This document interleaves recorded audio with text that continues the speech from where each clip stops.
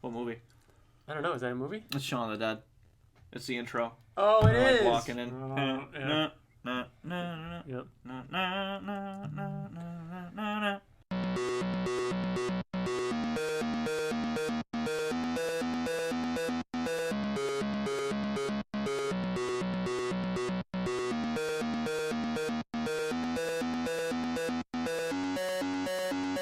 Hello and welcome to the Invincible podcast, probably the best superhero podcast in the universe. This is a show where friends get to sit around and talk all things Invincible, a comic book by Robert Kirkman, Corey Walker, and Ryan Ottley. I'm one of your hosts, Ryan. Joining me today is Bill. Hi, everyone. And TJ. Oh, hello. TJ, Ryan Ottley was just announced for C2E2. Yeah. And we were going to talk about it, but we decided to wait. Mm-hmm. Is C2E2 Chicago? Chicago, yeah. Yeah, that's where you went last year. Yep. And I liked it. I thought it was really, really good. Yeah, you had a really good experience. Do you think you're going to be able to make it? I don't know, because we are talking about trying to get tickets to San Diego. Yeah. And if that happens, then I don't know if I want to, because primarily it's a money thing. I will say right? this, though. Yes, because honestly, if I go, it would literally be I drive down for the day. Mm-hmm. For one day, and then I drive back, mm-hmm. and I would solely be to have Ottley add to my jam piece, but honestly, it's probably not going to happen because it's like a week and a half after I get back from a vacation because mm-hmm. me and some other people are going to Florida to Disney. Wait, when is C2E2? It's the last week of February. Normally, it's wow. like the last week of March. Yeah, but it's earlier. So probably not with all that stuff happening next year. Did you have more fun at C2E2 than you did at New York City Comic Con? No. Really? But it was it was a lot less hectic at C2E2. I feel like that would make it more fun. Like a lot. I feel like that would allow for more fun to happen. Just a little bit more chill, yeah. If people are listening to this the day it comes out, Halloween just happened yesterday. For us, it happens tomorrow.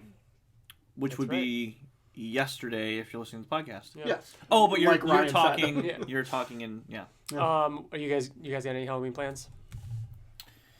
Just the normal stuff. You've got kids, so you've got the kids trick or treating. Now you live in a great neighborhood, so you actually have trick or treaters at your place, right? Mm-hmm. What are Riker and Remy dressing up as again? Remy is being Coraline. That's right. Which is awesome. Mm-hmm. I almost put that on, by the way. Just to have you seen it before? I've never fully you seen haven't seen it? No, I haven't seen it either. And it came out around the time that a bunch of those types of movies were coming out, and none of them were great. No, it came out when a bunch of it was when the new 3D was a thing. Yes, you know what I mean? Yeah. And that's what it was being advertised as. But it's the way that I describe Coraline is it is an awesome kids horror movie.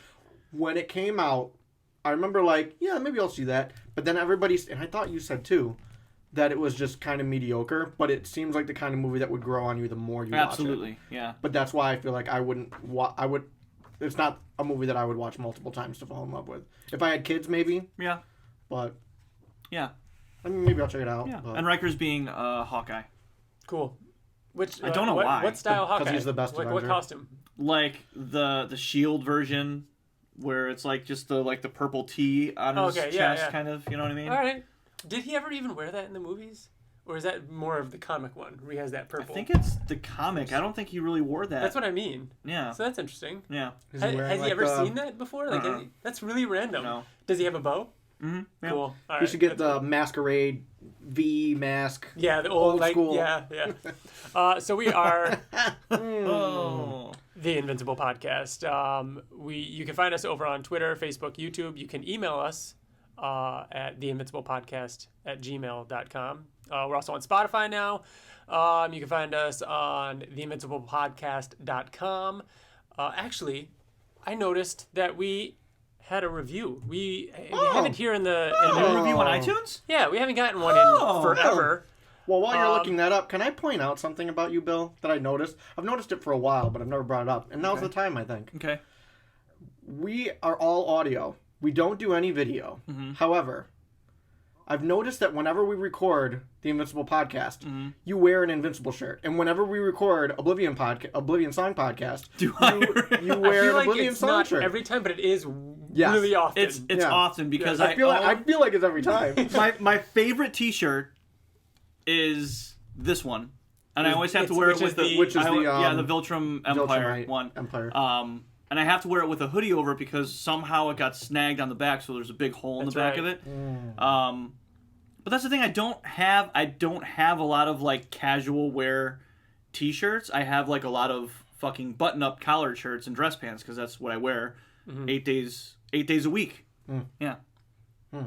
So they're your comfort ones. So when you get to change before coming over, I just throw it on. I have to go buy new clothes. I will say, when I wear button-ups and stuff like that to work, I don't wear like a white T-shirt underneath. I wear a fucking just regular T-shirt. No, I wear a white T-shirt. Oh yeah, I wear undershirts. I don't.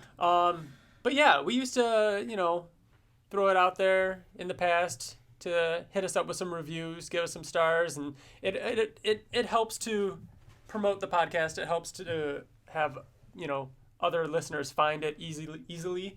But it's great when we get one, and we've got one here from Ian Sasquatch. It says, "If you love Invincible, this is for you."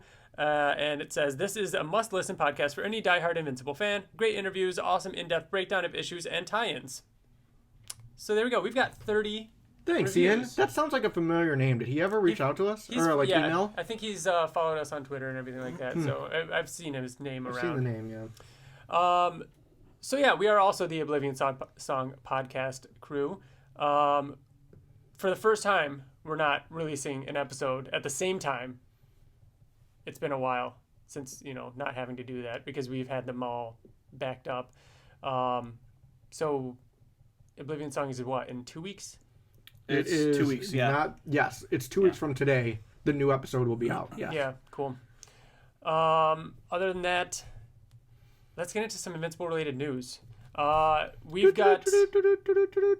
Oh wow, that's copyright right there. We're gonna get sued.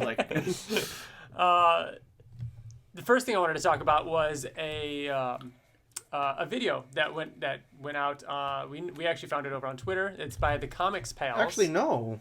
Was it not? This. Yeah, because you found it first. Yeah, I found it because James Kelly, a fan of the podcast, sent it to me or sent it to us on the Invincible Facebook. Oh, nice message. He sent messaged it to us. Yeah, because this came out like 2 weeks after. I'm sorry. We saw this about 2 weeks after we got back from New York Comic Con. Oh yeah, and it went live on the 9th. It posted like right after New York Comic Con ended. Yeah. So yeah, we wouldn't have seen it without Mr. Kelly's help. Very cool, thanks. So it's by the Comics Pals, and it's Pete who did the interview with Robert Kirkman on the show floor at New York Comic Con, and it was a great, quick, like 4 or so minute chat with Kirkman. It was cool. It was really good. Like for as little news that we've been getting on both the show and the movie, especially. Kirkman seemed to delve in a little bit more with the movie than I thought. Yeah. Where and it seems like there's more done than what we thought because he was specifically talking about how kind of. I mean, it reminds me of when for the animated series or for the live action. The movie. Yeah. For the movie. Yeah. Really, I didn't get that impression. Well, it kind of reminds me of back when Kirkman said that Seth and Evan have an idea, a concept in mind for how they're going to do it. And he touched on that a little bit. Now, what was it that he said? He said that it's a version that's like distilled Invincible. So like it has all the really, really, really important parts to it, but not. He also said that it's done in a cool, satisfying way that doesn't make you miss the other stuff almost. That's really interesting. And I think the fact that we're getting, and he talked a little bit about how the animated series is because you can't justifiably do that live action, which is what we've talked about from like what I think episode 2. And so it's being done in a animated style because live action wouldn't work, and so that the movie is the distilled version, and that's just interesting. What we're gonna be able to get all the nitty gritty stuff about Invincible that we love in the animated series, and I know we talk about it a little bit coming up in our main section with our guest this week, but what does that look like? You know what I mean? Like just distilled down Invincible. Just are you asking, I don't or is that kind of. rhetorical? I mean, it's kind of rhetorical, but. I think it's you're not going to get all There's so much stuff that happens that's not a part of the main story of Invincible between issues 1 and 12. And I think we can all agree the first movie is going to end with, Invincible fighting Nolan in the sky and whatever. You have to be really, really specific because it's not going to be right. It has to be like, okay, so what are if just like a cat, like if I were to ask Liz, like, hey Liz, what do you remember about Invincible? She would not remember any of the little side characters and stuff like that. What the movie's so I feel like if Liz were to come in here and tell us what she remembers about Invincible, that would probably be a synopsis of what the movie would be. Yeah. So like Mark fights Nolan. Nolan goes off to another planet. Nolan has a kid. That's not going to be the first movie though. No. I'm saying like the things that she would remember. Points. Like she remembers Angstrom Levy, but maybe not the Muller twins. Yeah. I think the first movie is going to be way more sci-fi then, because if you take out a lot of the comic, the little stuff, the small it's going to be fight. Sci-fi with a little bit, and I'm saying this. You guys may disagree about this, but I think there's going to be a lot of detective work. Who did it? Really? I think that they're going to play now. This is completely different than the animated series. Yeah, completely different. Which I'm getting more excited about. I have the opposite opinion about the animated series, but I feel like the movie is going to be like, who killed the Guardians? Yeah. And then I think that you're not going to know when the Guardians are killed, and then the reveal we are going to find out with Mark. Yeah. Wouldn't it be weird if that were the fucking tagline? Like the trailer is like the Justice League, and it's like kind of like a mock Justice League thing, and then they all fucking die, and then the big thing is like who killed the Guardians of the Globe? Watches the Watchmen. And then you kind of like that, yeah. Yeah. Yeah. The more we assume the animated series is going to be, almost one for one similar to the comic book, the more excited I am about the movie being completely different and just being kind of like an alternate universe type thing.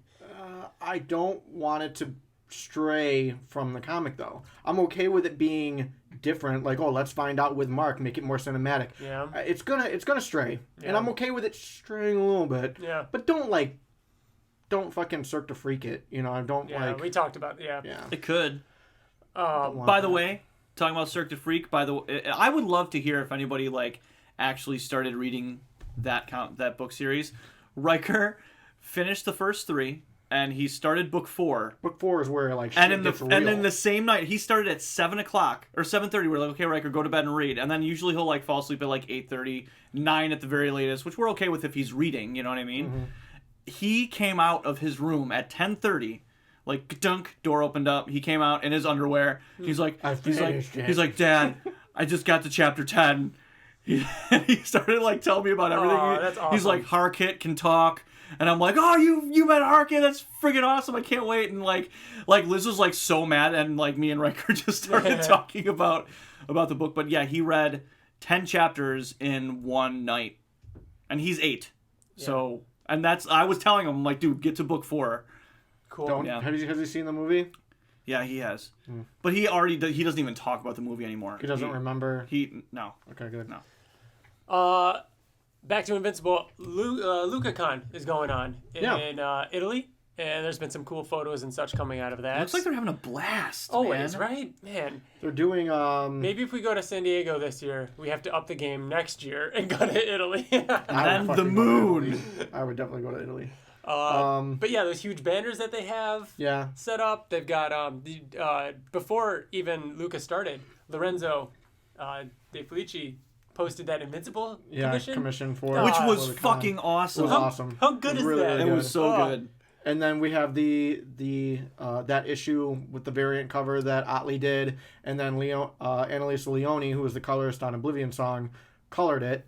And then Ottley posted today commissions that he was doing, and Annalisa Leone is great, like putting gray tones on them. Yeah. Which is really cool.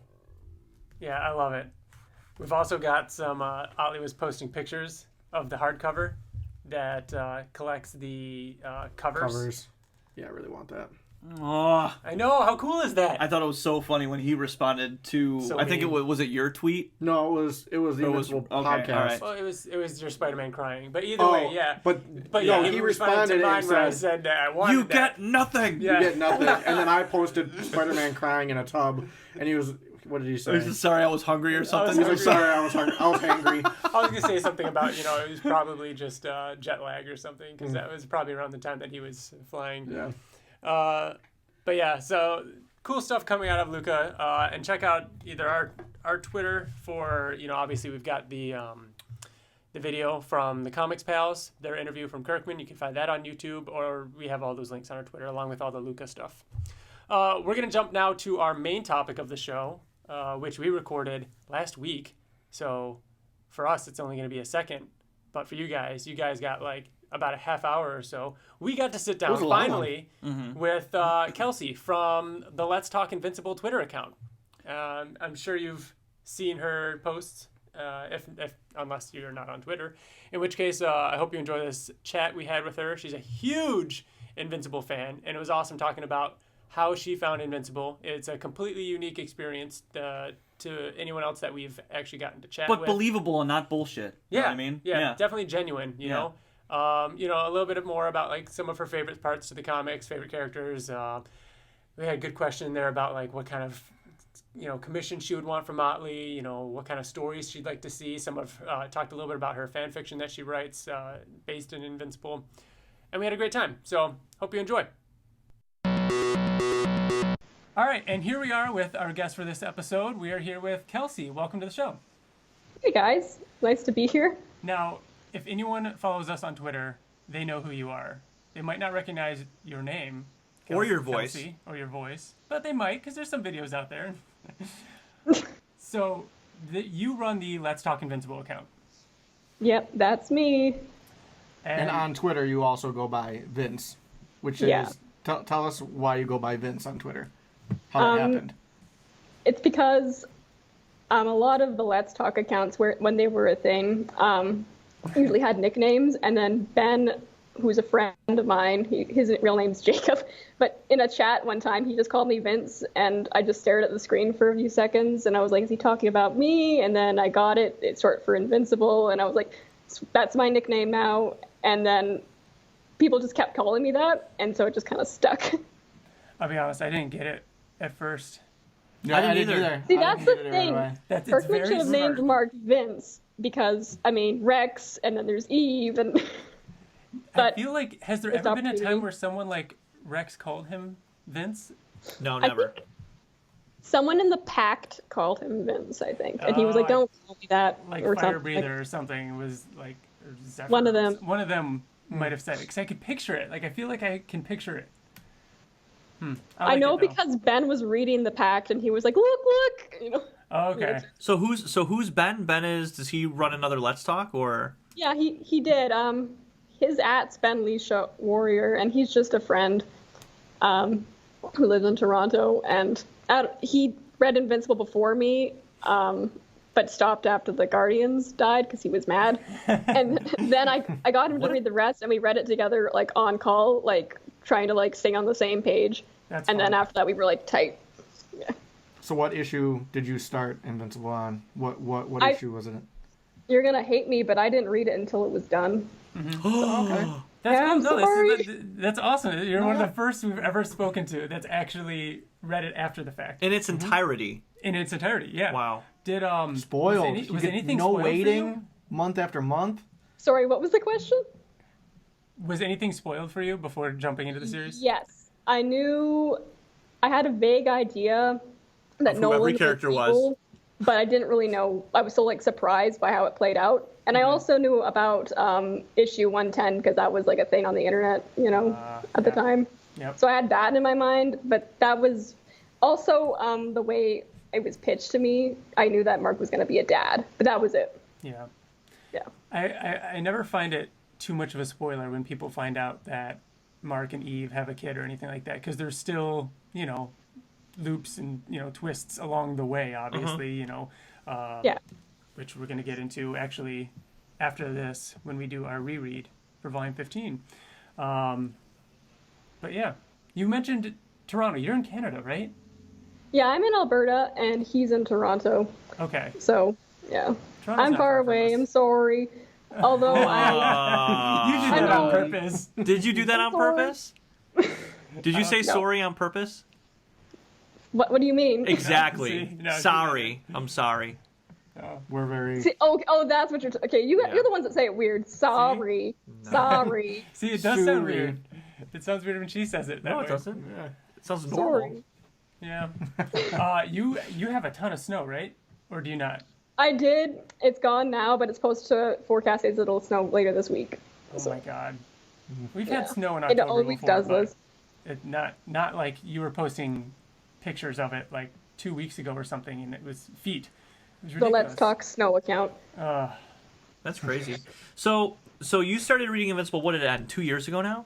Or a year ago? Yeah. It was... When did Amazing Spider-Man #1 came out? Summer of 2018, I think? Because it was shortly after that, I think. Yeah. About a year and a half. It just seems like it's never that long ago, but it is that long ago. Since it ended? Yeah. Yeah. So how did you even get into it? Like, what even made you start to read it or think about it? And then it's just mind-blowing that it's been 2 years and you started, like, you must fucking love it, like, after what you read. So how did you, like, find it? What's that story? I had heard of Invincible before, but the image you always see with it is like that issue #1, and I was like, that's really not for me. But I actually was my local comic shop owner. For the most part, I'm mostly into Spider-Man, and I was not really satisfied with the current run. And then Nick Spencer was going to start on #1 with Ryan Ottley as the artist, and as soon as I saw Ryan Ottley's art, I was like, holy shit, I really liked it. I liked it a lot. And people, on the advertisements for Amazing Spider-Man, the new run, it was always Ryan Ottley, in brackets, Invincible. And so when I came into the shop to pick up my #1, I was complaining to my local comic shop owner about how I didn't like the current Spider-Man run and how Peter and Mary Jane were broken up. And my dreams of them having a kid were never going to happen. He was like, well, if you want superheroes having kids. And he's like, he gave me the Image First reprint of Invincible #1. And, and he was all like sly, like, I have all the trades on this shelf right here if you like it, So I was like, sure, maybe. I mean, I was kind of sold when he said that they would have a kid because I really like that kind of stuff. Mm-hmm. And so I sat on it for like a month or two because I remember I read it in school when the semester was in session. And then I started with some of the trades from him, and then some of them I got from Amazon. And then there came a point where I was like, fuck it. And I just read the rest like on my phone in the back of like lectures, like for 4 days. Just didn't sleep and read the whole thing in like 2 days, and then read it again in 2 days. Jeez. Wow. And it was bad. It was real bad. It was an experience. Your story is the first one that we've had that isn't about Kirkman, because it always starts with, I was reading Robert Kirkman. You're right. I wanted to find other things, and then we found Invincible, or something like that. Like almost always. And we always talked about Ryan Ottley's art. Like, he was such a huge part of why we love the comic, and yours is the first story that he was the influence as to why. And it was even after the comic ended, like, you saw his art on something that was like the best that he's done on Invincible, because I mean, if you go back, his art is really close to Cory Walker's, because he was trying to intimidate it or imitate through the transition. And not saying that it was bad, but it's evolved quite a bit, and it's just it's very interesting to me that that's what got you on board. So what did you think when you started it and Ottley wasn't the artist right away, and then once his art started, like, could you kind of see where it would go? You know what I mean? Because it was very, very different in the beginning. I mean, as soon as he took over, I could immediately tell that, I could see, you can see aspects of his art from as far back as that, and see, you could tell that it's the same artist, but yeah, it is really, really different. Mm-hmm. And I think part of it's also like the coloring, like the coloring got more and more complex, and then they moved on from Crabtree and stuff. Yeah, it's interesting, especially with we're about to talk about volume 15, and the colorist has changed from FCO in volume 14, and now we're starting volume 15, where they go through a couple different artists, and then Rausch, or however you pronounce his last name. My favorite. Is he? Yeah. That's yeah, awesome. I like him the most. You see how he colors the lines themselves? Like they're never black. Okay. It's really cool. That's a great... Yeah. I don't think I've ever noticed that. That's one of the things. I always saw his as being more of that softer, more pastel. Everything's kind of like sunset colors, like tones. Mm-hmm. It's cool. I do like his stuff. And but yeah, the colors is it's cool they bring them up too, because we're going through changes with them right now in the reread. So what is your favorite story arc of the series? It's a Viltrumite War. I don't know. It's got everything. It's got they blow up a fucking planet, and that's pretty dope. And there's the family moments with Oliver and Nolan, and there's Eve moments at the beginning and end, and some Debbie moments, and there's that conquest fight. It's also kind of feels like the climax of the series. I mean, because the Viltrumite conflict is the first big thing, and then it pretty much ends after the Viltrumite War. I mean, it doesn't completely go away, but things kind of go down from there. It's such a cool resolution. Yeah. Yep. Mm-hmm. Does it not end how you expect? Yeah, it's cool. Mm-hmm. And I love 77 with the flashing to what's in Mark's head. That's a great issue. Yeah. All those spreads in 75. Yeah, I just read the because in the back of hardcover, what is this one? 7. There's the issue 75 script, and so it was really cool reading through his script. So I was actually doing that this morning. I was doing that this morning while I was eating breakfast. Scripts. I was reading about how Kirkman was writing to Ottley, saying at one point he actually wrote, "Hey, all right, so this is one of those." Artist, making it really hard writer making it really hard for the artist kind of situations. I'm going to need you to draw tiny buildings on a building that is blowing up, and cracking, and then them in the foreground. It's really, really cool reading through that whole script. Poor Ryan. I know. Man. I think I already know the answer to this question just from following you on Twitter. But who's your favorite character? This is besides Mark, right? Yes. Yeah. It's Debbie. Oh, that's not who I thought it was. Who did you think it was going to be Dinosaurs? I did. Really? He's Because there was a time last month where you even joked about it on Twitter about how you were just every day you were posting something about Dinosaurs, and I remember you joking about talking about changing the name to Let's Talk Dinosaurs. So I thought it was. I have layout with Dinosaurs, yeah, with my icon. I thought it could have been Oliver too. You also really love Oliver, right? Yeah. Yes, it's Debbie, Oliver, Dinosaurs, and probably Tara. Mm-hmm. I gotta say, this is a good transition. The you've written a few different short stories and fan fictions about Invincible, and I do really like how you've written Tara and Oliver and Mark. You've gotten really good at getting inside their heads and finding their voice. So you did a good job on those. And it was very well written too. How you read it too? Yeah, I read it. I thought it was very good. It was very good. Mark teaching Marky how to fly was a very cool idea. A very, very cool way to get them to bond with each other. I liked that a lot. Mm-hmm. Good, because it starts high and then just gets progressively worse. Yeah. You got to start high. Yeah, you did that. You did a 2-part story about that's kind of taking place about 6 months or so after Mark leaves in 144 with Tara and leaves Marky behind. And that was a great 2-parter. And you did another little short story with Robot and Monster Girl when Robot's the brain in the tank. Any other kind of things you're toying with writing about? Yeah, I have a whole outline, and I'll probably be writing it until I'm 80. I can't touch words anymore. I don't know. Whenever I like something, I like to write things about it, and I've never loved anything as much as I love Invincible, ever. So gosh.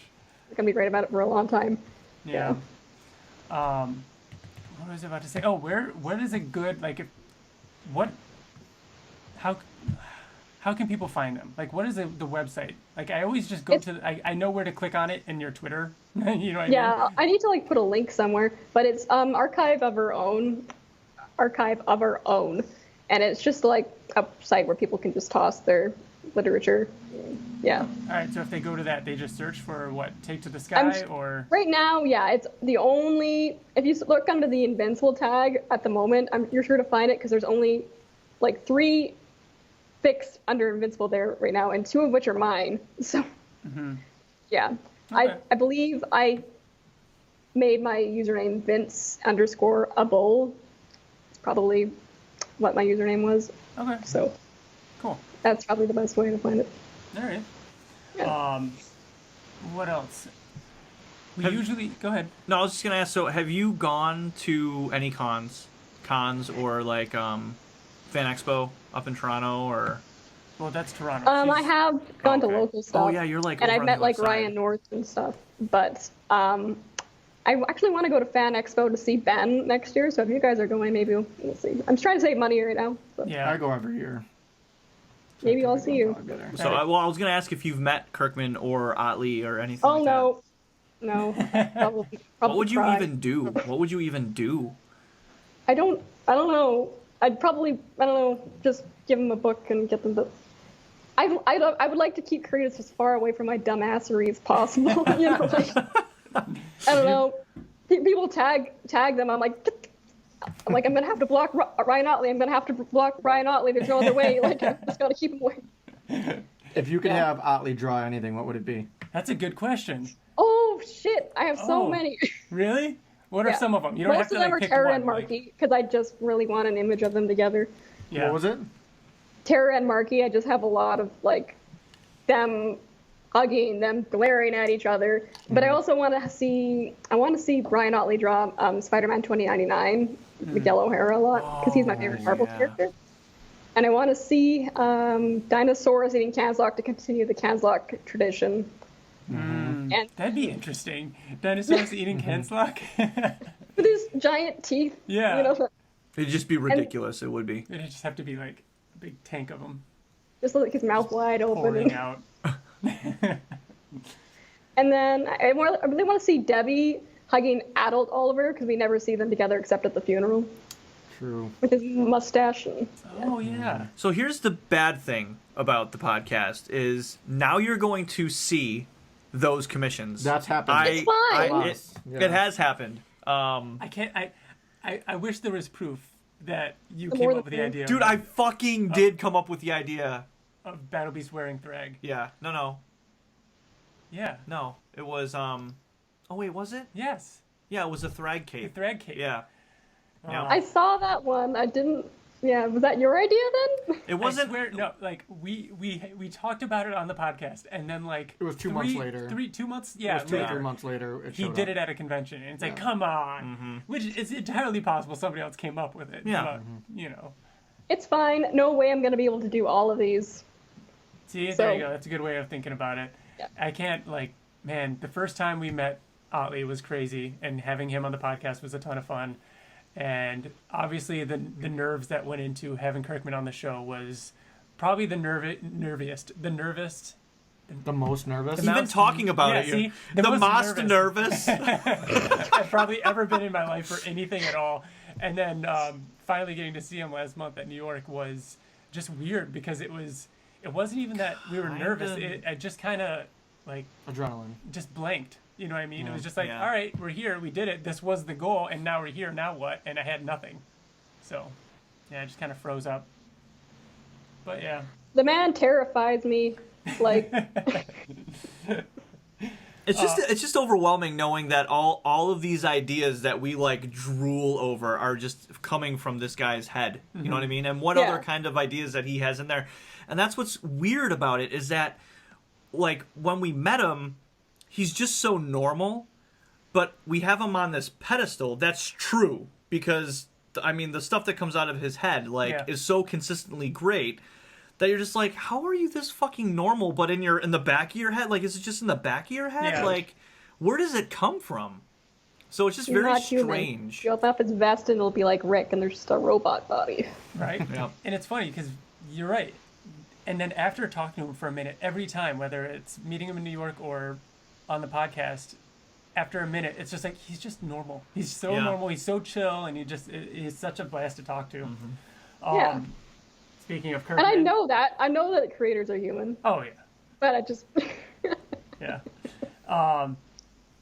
What are some thoughts on animated series /movie?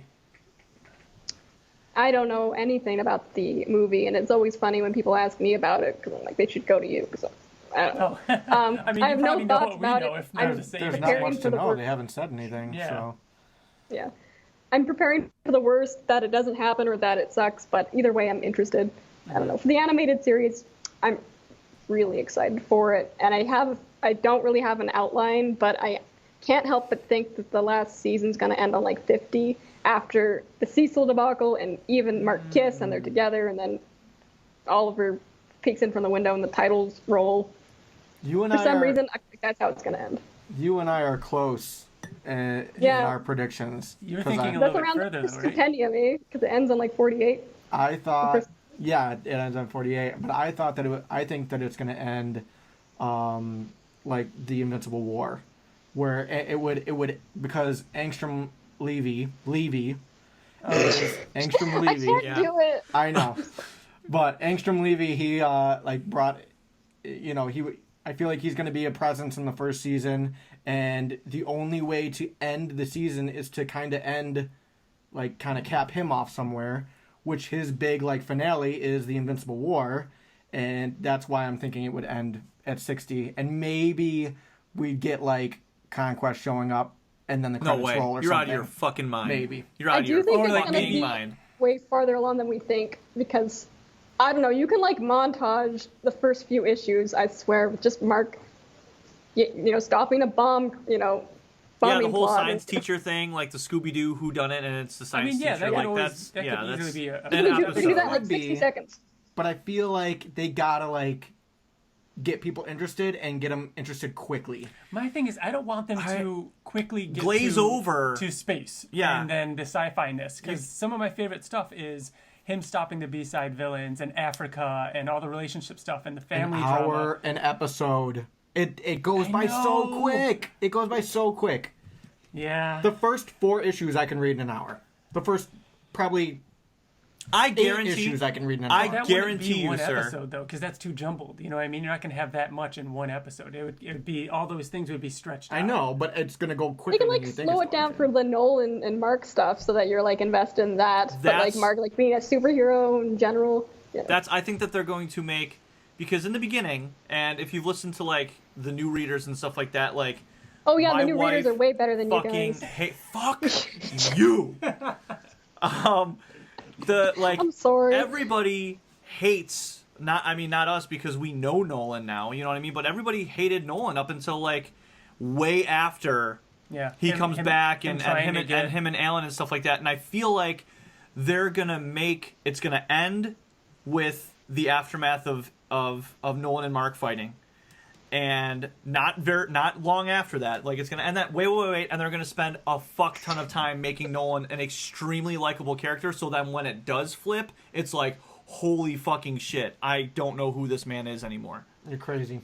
No, I'm not. I have said this since the beginning. The first episode has to end with something crazy you're to get people to come back to watch the next Guardians episode. Getting murdered. Okay, so the Guardians are gonna get murdered in episode 1, and then 7 hours of the animated series is going to go by before they fight. Why the fuck before not? Mark and Invincible fight? You're crazy. Mark and Invincible will never fight. Mark. That's not true. Marky and Invincible fight. Oh. And Invincible 144. See, this is like me listening to an episode but live, so I'm just snorting in the background. You can't mention the animated show timeline with us and not have it be an argument and have our ideas change. Yeah, take a drink every time. I just keep going back and forth between me wanting it to be drawn out and have Mark and Nolan fight at the second to last or last episode of the animated, and going back and forth between that and wanting it to happen in the second. You know what I mean? I want them to develop that relationship, but also point. I want the draw for audience members to be okay, this is what this show is. Let's go.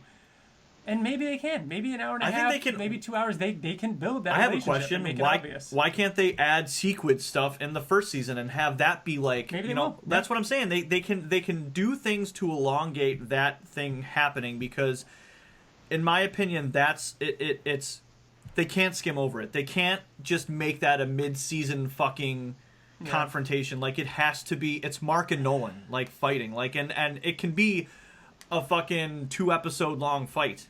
Yeah. Like it's funny to say that how important it is, but in the grand scheme of things, that was only. But it's one issue. And the thing is, and it goes by really fast. In the grand scheme, out of 144 issues of the series, that was only what 11. That was 11. That's what I mean. What I was about to say was, why can't this go for 10 years? Why does it have to end after 4 seasons? Think of all the places where the first season could end. Like even mine and yours, out of like take our opinions out of it. It could also end. Imagine Mark going to see his dad. That was a surprise to us. We didn't know that he was going to be there on that planet. God, you know what I mean? Like, and he just like showed up there with like Science Dog. Takes him to space. That's the other thing that I didn't really think about. He shows up there, and then Nolan's there, and Oliver, a baby, is there, and then the credits roll. There's so many other places where. So that's interesting, TJ. So, given I'm sorry, you're still here. I'm sorry. I feel bad. We're getting into it. I'm enjoying this. I should have brought popcorn. All right, this is the last thing, and we're gonna try and wrap this up. If it happened in like the second episode, TJ, would Nolan leave Earth, and then we don't see him for almost the rest of the season? If we got to get to the Viltrumite or the Invincible War by the end of 8 episodes, you know what I mean? We would see him again. We would see him quite often in again. space. Yeah. Why? Then we would know where he is. How often do you see Nolan? 0 times. If you're saying if my theory is correct, how often do you see Nolan between issue 11 and 60? Not a lot. It's the cutaways. You know what I mean? Like you see him a lot. You see him a lot. You see him on the ship, and you see him when Mark meets up with him. Yeah. You see those 2 times. Yeah. But I think that those are both like full episodes. Those are both going to happen full episodes in between 3 and 8. I would want them on the ship, to be the exact same as it was in the comic. It's its own episode. Really? Invincible's not even in that episode. I don't know. There's so much. We're writing the show as we go. No, we're not. Well, like, what if it ended on like 50, and then they combined that moment where Eve and Mark kiss with that moment where Ainstrom has his balls spying on them when they're kissing? Yeah, like you're in the same wheelhouse as TJ if in that era. You know what I mean? I don't know if it'll be 3 seasons, but I know that the first third. Well, I don't know, but I could see yours being the more like kind of not a happy ending, but like a very definitive kind of thing. But there's also the tease, like the after credit tease of Levy's balls, like just kind of dangling in the air around their heads. Yeah, and it's pretty inappropriate. I also picture like a tease of like an after the credits tease, if you will. Teasing Levy's balls? No, of a Viltrumite ship, and you see the throne, and you see like Conquest walking in. Like just seeing like a tease of Conquest. But people don't know who Conquest is. No, I know, how dare you Thanos show Conquest thing. before? It's a Thanos thing, is what I'm saying. No, sir. Yeah, well, we didn't know who Conquest was. He just showed up. Exactly. Yeah, you can't have a tease and be like, "Who's this guy?" Because that's show up for the first time on Earth. And that's what makes it so awesome when he shows up, is because it's right after the Invincible War. Mark is like so tired and fed up, and you're like, "Oh, what? How can he fucking fight asshole? Another guy?" Yeah. If you guys are right, and it ends in the issue 50 to 60 realm, season 2 is going to be insane. Half the season should be just Invincible War, Conquest, right into the Viltrumite War. Yeah. All right, make it. I'm fine with that. What as far as Seth Rogen in the movie? Yeah. I mean, I kind of like that we would have already talked about it by now, but the that interview that someone did over in New York with Kirkman, and Kirkman kind of talking about how it is going to be his own interpretation. The animated series is very much meant to be Kirkman's interpretation. I like the word that he used. What did he use? Concentrated. Like he used he used like he described like when you boil off water and then you get like the sugar that's left over. You know what I mean? Like you get kind of the most important parts of it. Mm-hmm. And what does that look like to you? Like I really don't know. I don't know how they're going to do it at all. I tried to think about it, and I'm like, the only thing I can see is it covering, the start of Invincible to him working with Cecil, like after the Nolan debacle. But that's like such a small part of the series. Mm-hmm. So I don't know. Even if they did a trilogy, you wouldn't even get close to covering some of the best stuff. Yeah. Like I have no idea. Well, I mean, Kirkman said and confirmed, and like he said the animated series is going to be that dream, like what we want as current fans. the Invincible series is for us. Which is what I'm fine. We've talked about it. And the movie years. is just going to be a concentrated, like, main characters. Like, pick out the main characters that you just said. Who are your favorite characters? So probably no Dinosaurus. Fuck probably. that shit. I'm sorry. No, but Dinosaurus was a major part of, like, he was a huge but thread. That's the thing. I see, like... No, I'd say, like, no Tether Tyrant, no Sequids, no fucking... that stuff. It's just going to be family and Viltrumites, and it's going to be... The first one is a very grounded, play on the superhero tropes. His father, the fight, but, he leaves, Viltrumite threat, and then second one is very much getting into the sci-fi territory, and then the third one, if it is a 3-part thing, third one would be full sci-fi, Yeah, I'd say that there'd be... the theme of family throughout the whole there'd thing. be no Angstrom Levy, there'd be no Rexplode, and, who else do you like? If they cut Battle Beast, I don't know what I'll do. Battle Beast can't not be in the movie. I'll say this. They have to, at least have him in the background. But see what we're doing? We're also going to be like, they can't leave fucking, like... I'll say this, and I'm not kidding. As you were kidding, I'm not kidding. You will never see Dinosaurus live action screen. You're insane. Never. You're insane. You'll never see it. I will bet you a pizza right now. I think you're right, but I'm not happy about it. Yeah. Yeah, I don't think so either. I think it's going to be significantly different. And the longer that, that we've thought about this and talked about it, the more I'm fine with the movie being just its own completely different thing. I'd almost prefer it to be completely different and not even close than it to be really close and then just that's the thing. wrong. I don't like that. People always tell me that comic book movies shouldn't be the same, but I'm like, that's why I watch book adaptations, is because I don't want them to be perfectly the same, but I want it to be recognizable for the most part. Agreed. Yeah, I don't know. I don't know. I'll still be their opening night, obviously. Yeah. The movie could suck ass, and I'd still. That's the thing. Like, we're too close to it to really ever enjoy the movie. Like, we will never enjoy the movie like we enjoy. It's like, okay, so I've never read a Constantine book or knew anything even about it before I saw the Keanu Reeves movie back when I was little. You know what I mean? And I fucking love that movie. Yeah. I love that movie to this day. And everybody who's ever seen it is like, fuck it, it's not Constantine because he doesn't have a oi oi who are fucking you talking accent. To that who's British? Constantine is supposed to have. Oh, is he really? He's Cockney. Yeah, he's supposed to be blonde and have a fucking. Okay. Whatever. Yeah. But I mean, that's the difference. I thought that was the person telling you that it wasn't the way it's supposed to be. No. Yeah. Okay. That was a pretty good accent, though, wasn't it? No. Oh wow. But that's the thing. Like, we'll love the animated series. The movie will not be for us. It's for people who don't know anything about it at all, and they'll enjoy it more. They will. Because how can you not compare? How can you not be like, I know what this is supposed to be, but I don't fucking like it? I know someone that likes the Avatar: The Last Airbender movie, and they've never seen the show, and I'm like, well, I feel like are you kidding even me? people that didn't watch the show hated that movie. I know, that's why it's so fucking surprising, because it's like, it's just bad. Like, The thing is, though, I kind of disagree with what you're saying, Bill. Because that doesn't surprise me, but go on. Because you're always wrong. Yeah, I know. So, kind of like Airbender. If the Invincible movie is good, by any means, I think that we're going to enjoy it. If the Invincible movie is bad by any means, people are not going to enjoy it, whether they read the comic or not. You know what I mean? Like I don't know. I think that if people accept it, I think we will. This is an interesting conversation that we'll have maybe on the podcast and not during a fan spotlight.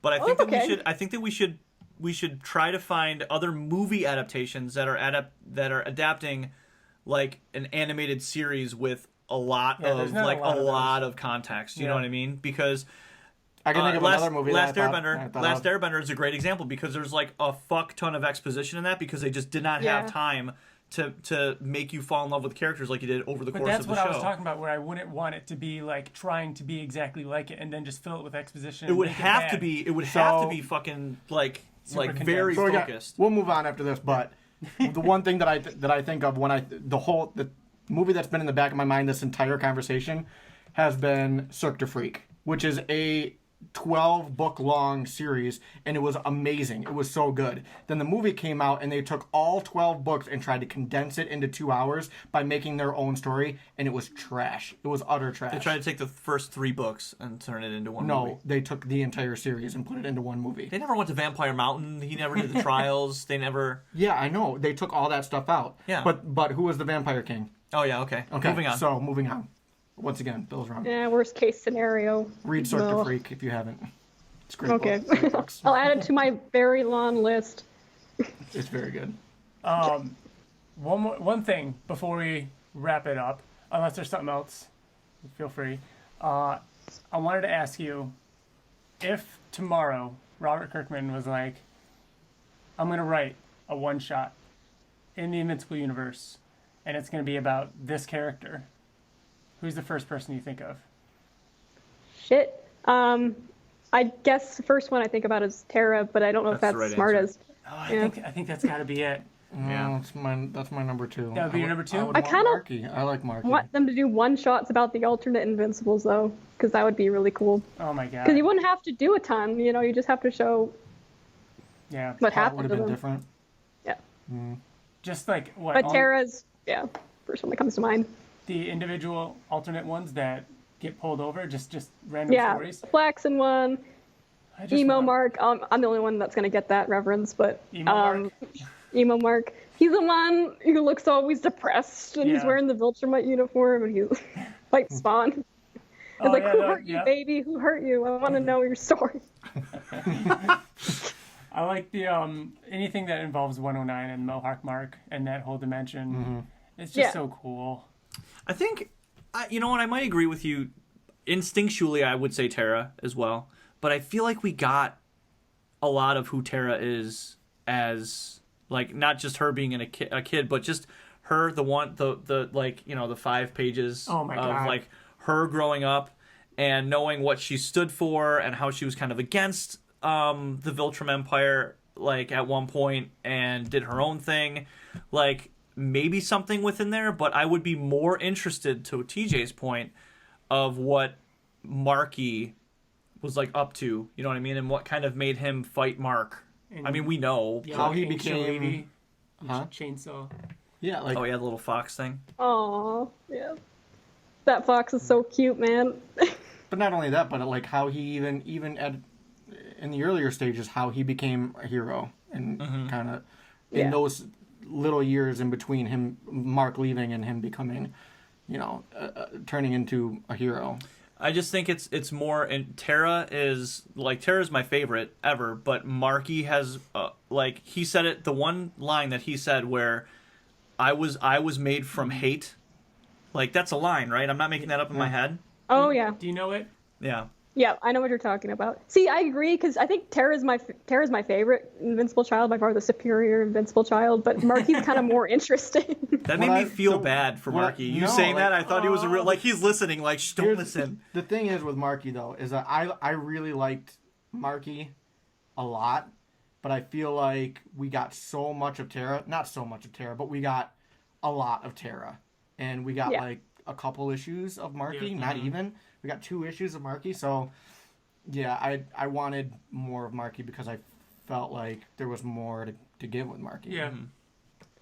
Stay tuned. I'll keep writing about that shithead. He did say that he's not done writing Invincible. He doesn't see himself ever not. He says I'll go back to it someday. He just doesn't. I'm sure. Hopefully soon, because the time is in the present.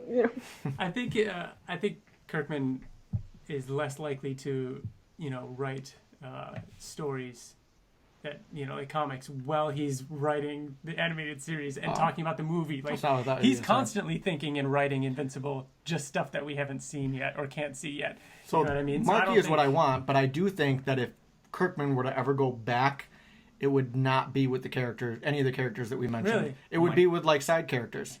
I think it would be... Do you fucking think that we will get some of this shit in the animated show? Like, if the animated series blows up, Are you saying, like, we'll get more Tara, more Marky? Yeah, what if they take issue 144 and then that's, like, and they just, like, fucking It's after The Walking Dead ended.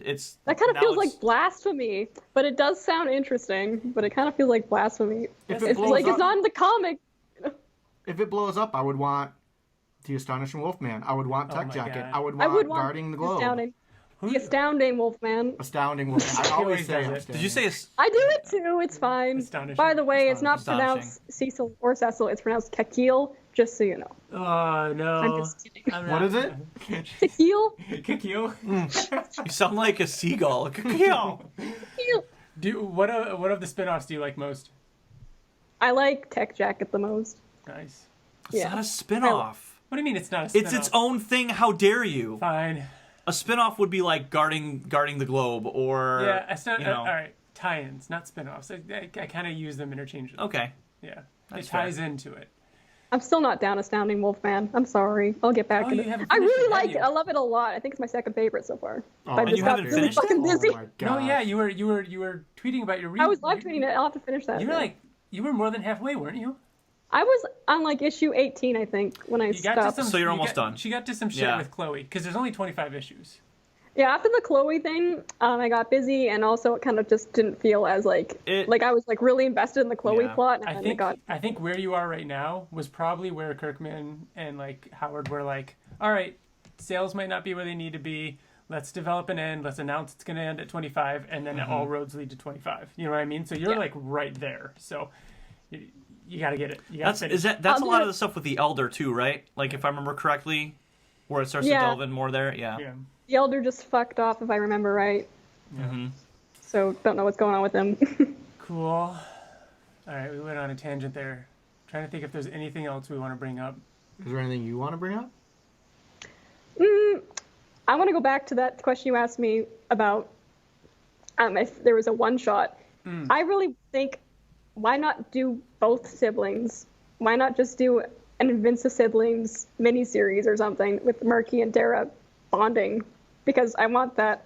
I want Luke and Leia relationship between them. That's all I want. That would be cool. I'm trying to think I want them to be friends. That would be cool. That'd be the best of both worlds. I'm trying to think of a situation in what age would they be together? Because obviously in the stuff you've written, it's Mark bringing Tara, but there's got to be a point in which they're around each other for a significant amount of time. And I'm trying to think, would that be once Tara has her job and maybe she's going from planet to planet, helping and doing her whole thing, and she decides to stop by Earth? Because that's before Marky goes on his rampage, right? For me, it's like in Visits, I'm spoiling shit right now, but in Visits, they kind of like eventually get close. But then, spoiler, Scott is an old man, and Scott gets a fucking heart attack, and that's kind of why Marky leaves Earth. It's kind of like a realization where, oh shit, I'm gonna live for thousands of years, and my grandma is old as fuck, my dad is old as fuck, he goes into space. And he's all alone. Tara is extremely lucky in that she's with her dad, who will, we don't know how fucking long he's gonna live. Eve is immortal, pretty much. Yeah, Eve. So anyone who she cares about, minus Debbie, is, going to live forever. That would be very interesting because, that's what Nolan said. He's like, everyone, to Mark, he's like, everyone you know is going to die. Like, I don't want to think about Debbie dying.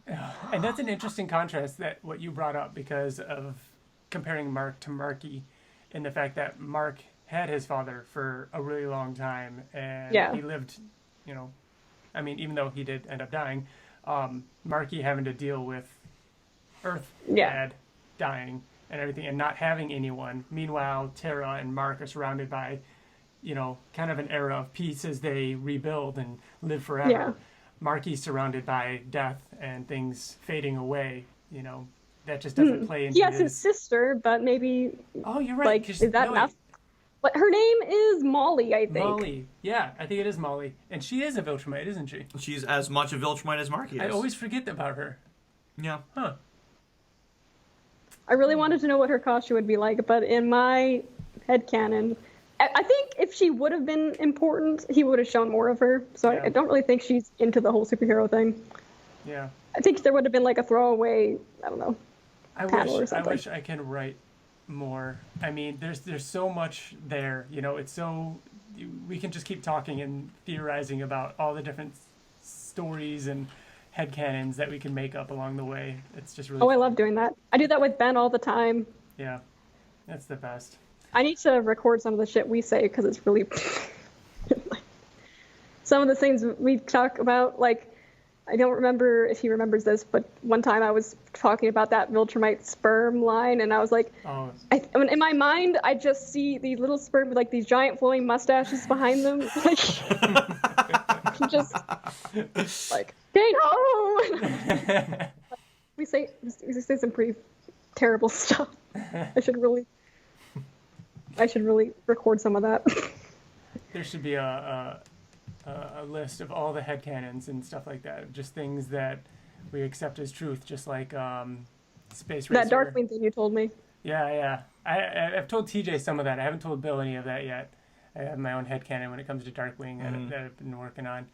Otherwise, what was it, the Space Racer thing that Kirkman said about him getting ripped in half by Thrag? And then he just grows a bottom half and a top half. So there's two Space Racers? Because his bottom half grows a top half and his top half grows a bottom half is what he said? Yeah. I love it. Ridiculous. Nice. Yeah, I think that's it. Is there anything else now? I'm trying to think. No, do you guys have anything? I don't know. Good. I mean, we could continue to go. That's the thing. It's always like... I'm having fun. If you can think of anything to talk about. TJ, that was a really good question with the sketch from Ottley. I don't think... I could ramble about how much I love Debbie, because I love her a lot. Debbie is great. We got a great scene with her this coming rereader, with her and Eve, and their relationship growing. Like, even from the beginning, she was just that whole pass the potatoes thing, she was my favorite from that. Mm-hmm. But then it's like, so many of the human characters kind of like get forgotten about or pushed aside, but she's like that constant human character that's there. Yeah. I want more Art. Art, I love him. Yeah. Well. Pass the potatoes. You mean the pepperoni, right? Oh my god. Or pancakes? The pizza. That was so frustrating. Whoops. Yeah. I had to like pause and just like. Yeah. We get it wrong sometimes, but that's great. All right. Thank you so much for chatting with us. Yeah, thank you. Yeah. So this is Kelsey, aka Vince, from the Let's Talk Invincible Twitter account. Yeah. Yeah. So it is at Invincible Inc. Or yeah, just search. It's spelled with the CK because ink with a C was taken and ink with a K was taken. So both. Really? Yeah. Who's? But it's not. It has nothing to do with our Invincible. It's just these, Yeah. Random people. They don't know. Soon though. Yeah. Soon. Another year or so, and everybody's gonna be talking about it. Yep. Yeah. That's how it goes. All right. Thank you so much for joining us. We're gonna go do the reread now. All right. Fun. All right. We'll see you later. Bye, guys. Bye. Bye. And we're back. Thanks again, Kelsey. Now I gotta throw it out there. She actually sent a message at like 3 a.m. our time, so I didn't see it till the next morning. But she said it's 1 a.m. and I just realized that it's Donny Cates that wrote God Country and Chip Darsky that illustrated and co-created Sex Criminals.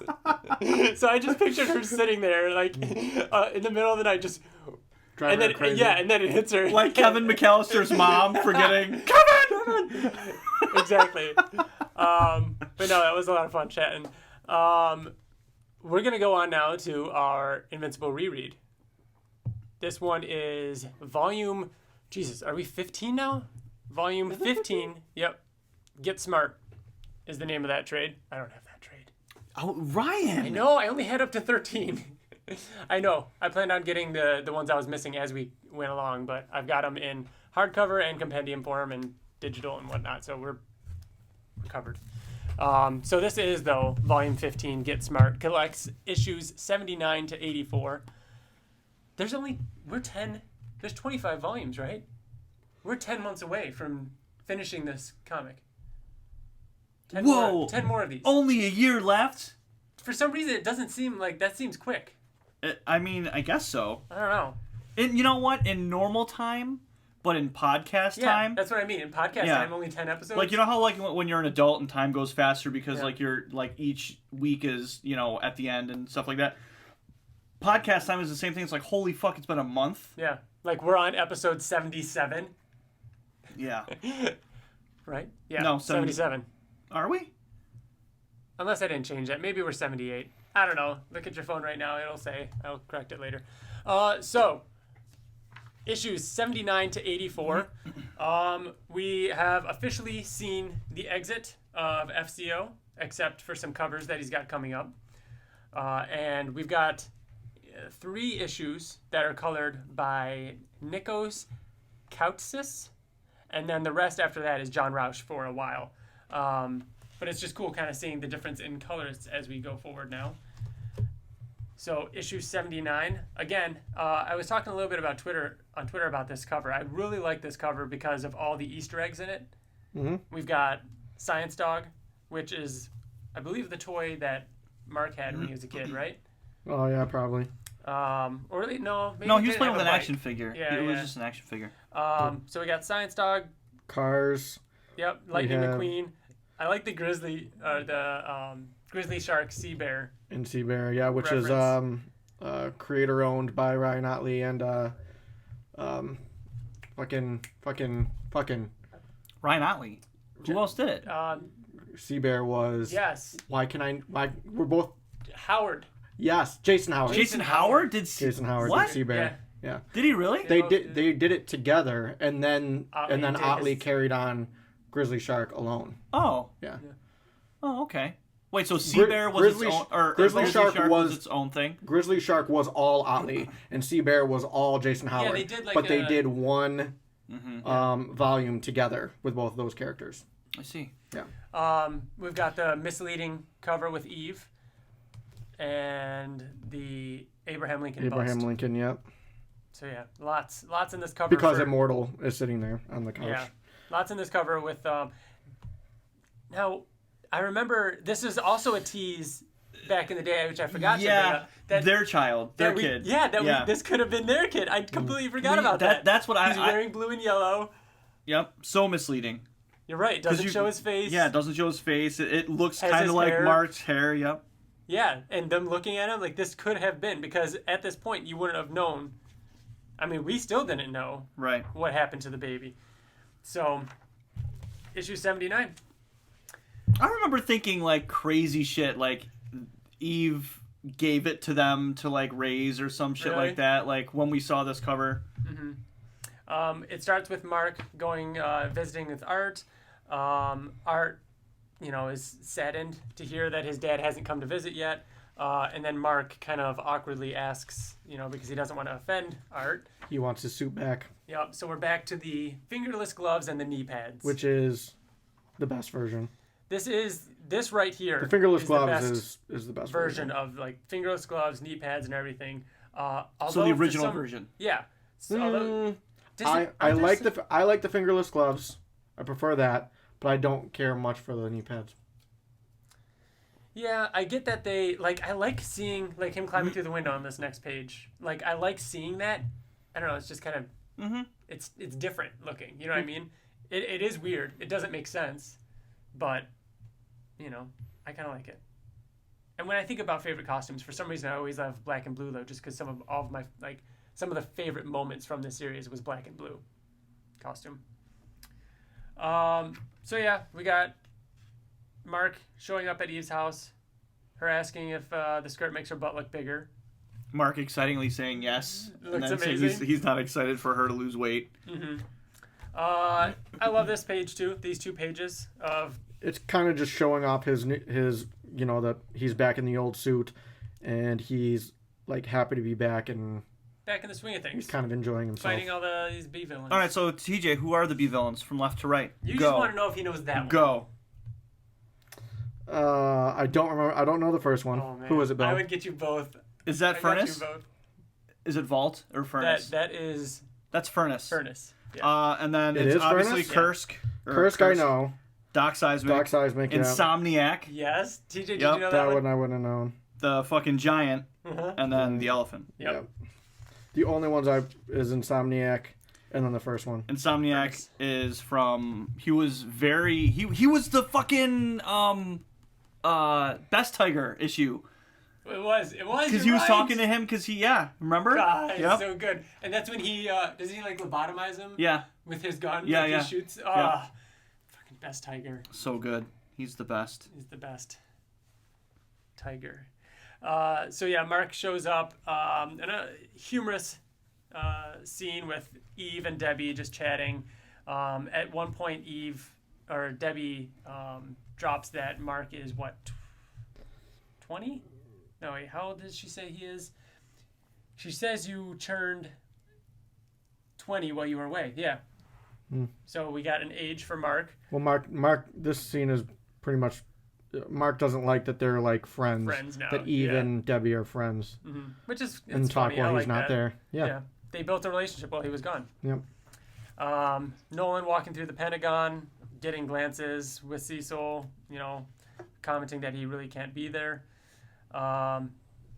Dinosaurs breaks out of Stronghold Penitentiary. Penitentiary? Penitentiary? How is it? Penitentiary. Penitentiary. Penitentiary. No, this is like Thaddeus all over again. I know it's penitentiary, but I'm just reading it, and it's penitentiary. Oh shit. Have we been saying penitentiary wrong all this time? I don't know, maybe. So Mark and Eve are going to visit Duplicate and the Immortal at their house. They're just going for dinner, right? Yeah. And so they open up the door, and they've had twins, a boy and a girl. And we skipped some stuff. Did here. we? Yeah. I talked about Nolan. No, not really. Dinosaurs breaking out. Yeah, we talked about that. Remember penitentiary? Yeah. Because dinosaurs broke out of the penitentiary. Yeah, there's not much with Nolan and Cecil. He just walks through and everyone's getting uncomfortable. glances. Well, that ends up being a bigger part later on. Yeah, where he can't stay there. Yeah, where he says you can't stay. Mm-hmm. Because people are scared of him. Yeah. I mean, everything that he did, this Mark is like the first time that he's back. Mark, I think, even mentioned to Art that like he can't be seen, which is why he's not really visiting him, apparently. Yeah. But yeah, so they have this fun little dinner scene with Immortal and Kate, and it's just the 4 panels where it's just snippets of different conversations. And I love how the table and like the kids like are getting progressively more and more covered in food. I just love when Duplicate was like, "Eve, is your dad still a total weirdo? Remember when he thought we were lesbians?" Oh yeah. Stick with girls. I also like Kate saying that childbirth is only slightly more painful than being ripped in half. Mm-hmm. And then just like the superhero version of that conversation, because then Immortal is just like, doesn't sound that bad to me. Just like a guy saying pregnancy doesn't sound that bad. Yeah. Like her saying it's literally like getting ripped in half. But Immortal's been ripped in half. Has been ripped in half. Yeah. Exactly. So it's the same. It's like the same dynamic, but in a superhero version. I liked the Immortal also talking about John Wilkes Booth and how he felt bad for him. Great stuff. Great moment with Eve being handed the baby, which, by the way, Abraham and Mary are the names of Duplicate and Immortal's kids. As soon as I saw that, I typed in Abraham Lincoln, Mary. Was that like his wife or something? Yeah. Really? Mary Lincoln. You read Abe Lincoln Vampire Hunter, right? You're right, I did, but I didn't remember that. Fucking amazing book. That's kind of weird, though. Terrible. That's like them married you named your kids. Oh, that's kind of weird. I mean, wouldn't Abraham be somewhat of a junior then? I guess I could call him Junior. Is that what you're getting at? But that's like me naming Riker Adam and Remy Eve. Yeah, I know. You know what I mean? I know. Yeah. It's a little weird. But I think, it's just a nod. So yeah, they're taking a bath, and Kate hands one to Eve, and Eve gets very emotional about it, and tears up, and has to leave the room. God, from here on. This is just so real. It's so real. It's at night, the shading, the shadows. The way this colorist does the tonal shift matches the art so well. Yes. Yep. So yeah, I love in this moment with like when they first go outside and Eve wipes away tears and Mark's asking if she's okay and she's like, no, I'm fine. I just needed some air, and she's smiling, and then immediately starts crying again. Like it's very real. And she says, "I had an abortion." Yep. And that's how. Oh no, they talked for a bit. Doesn't it seem like it's the last does. page? I thought I remember it ending there. Same. No. I'm glad it didn't though, because I feel like that would have just but his eyes get left big. you wondering how does Mark react? We find out how Mark reacts right away. He says you were pregnant. He didn't even know. She said she couldn't do it.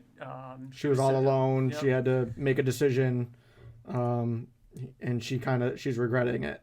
Yeah. How could I? You probably hate me. She's saying, how could I have done this to you? Yeah. He said, "I'm sorry." She says, "I'm sorry I did this to you," and then they hug and cry together. No, Mark said that. Yeah. Mark said that says that. My bad. because the whole time she's saying saying all this stuff, and his face is just blank. Yeah. And I mean, even his "you were pregnant," his reaction, you expect him to say to be mean or mad, and he says, "I'm sorry I did this to you," and then in the other panel, "I love you." Of course, there's that comedic moment with Duplicate seeing them she's probably assuming they're having a fight or something outside, and she's just, "I give them another week tops." Eve can't keep a man happy. Yeah. Here's why this is amazing. Here's why. Because you think Mark and Eve, or let's just say superhero couples, they're fun, right? And then if heroes just leave Earth and go fight these battles, Mark was in a fucking coma, and they come back and everything's just fucking normal, there's no consequences. No, Mark is in a relationship with somebody, has sex, gets her pregnant, and that moment when I think Mark said, "I'm sorry I did this to you," it's when he realizes that he can't. He's not a hero. He's not a hero. He has more responsibility than just what it is to be a carefree fucking superhero. It's so fucking real. It's so real world, and that's what makes Kirkman so great. Is Invincible started off as kind of a satire to comic books and heroes, but in a way, it actually made it more real. Yeah. You know what I mean? Because if you're making fun of the things that they just do and it's a trope, and you bring it back to reality, this is something that would happen in reality. Mm-hmm. I love it. This is when the comic gets so real. This stuff coming up with Anissa, right, TJ? Yeah. Oh, here we go. But here we go. He does this is, you said this is him realizing that he's got responsibility and he's growing up. He does it quite a few more times before the series ends. Yes, I mean, you know what I mean? I think that's the thing. I don't know if he's learning his lesson about this. But he's never, after this moment, he's never just been "Okay, Eve, gotta go, war," and another talk. Just think of what happens with Engstrom later on. They have a huge. She slaps him, and then when he comes back, she moved on. You know what I mean? It's a very different, but also hey, dumbass, you should have learned the first time. This is what happens. Yeah. All right. Issue 80. TJ's favorite cover. One of the best covers, Bill? Well, I would say possibly the best cover. You don't believe that. He's got his diaper and shoulder pads back, baby. Come on. I would even probably put this in the top 10 for covers. What? This is such a badass cover. Are you kidding me? I challenge you to do a top 10. We should all do top 10 covers. This will not be in your cover. Yeah, in your top 10 covers. It won't. But it is a really good cover. It really is. You know what would make doing one of those, a top 10 cover thing very easy? If we had a fucking... access to, some sort of collection. It'd be cool, a little hardcover. Yeah, hardcover. Yeah. I mean... a book kind of thing, right? Yeah. Man. It doesn't even need to be in English. Yeah, just because it's pictures. Even if the cover says Invincible or whatever it would be. That's cool. All right. So this issue is actually another 16-panel comic, just like issue 58, I believe it was, the one with Mark and Eve flying with the pink background, where it is, each page is 16 panels, but you can connect the panels in any combination if you want, as long as it maintains that 16-panel thing. Until towards the end, it actually breaks it up a little bit. And there's a few that aren't actually 16-panel pages, which is weird because it was the whole issue until there's 2 or 3 that don't. Mm-hmm. But anyways, you fit a lot of dense. Stuff. It's very dense. What do you mean 16 panels? So see how it's 1, per 2, 3, page. 4, 5, 6, 7, 8, 9, 10, 11, 12, 13, 14, 15, 16.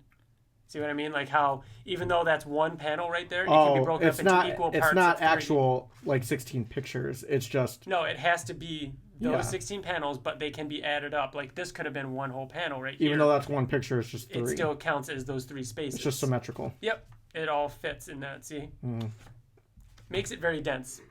I feel like it's a lot more work for Ottley too. It definitely is. Yeah. I want to say Walking Dead did.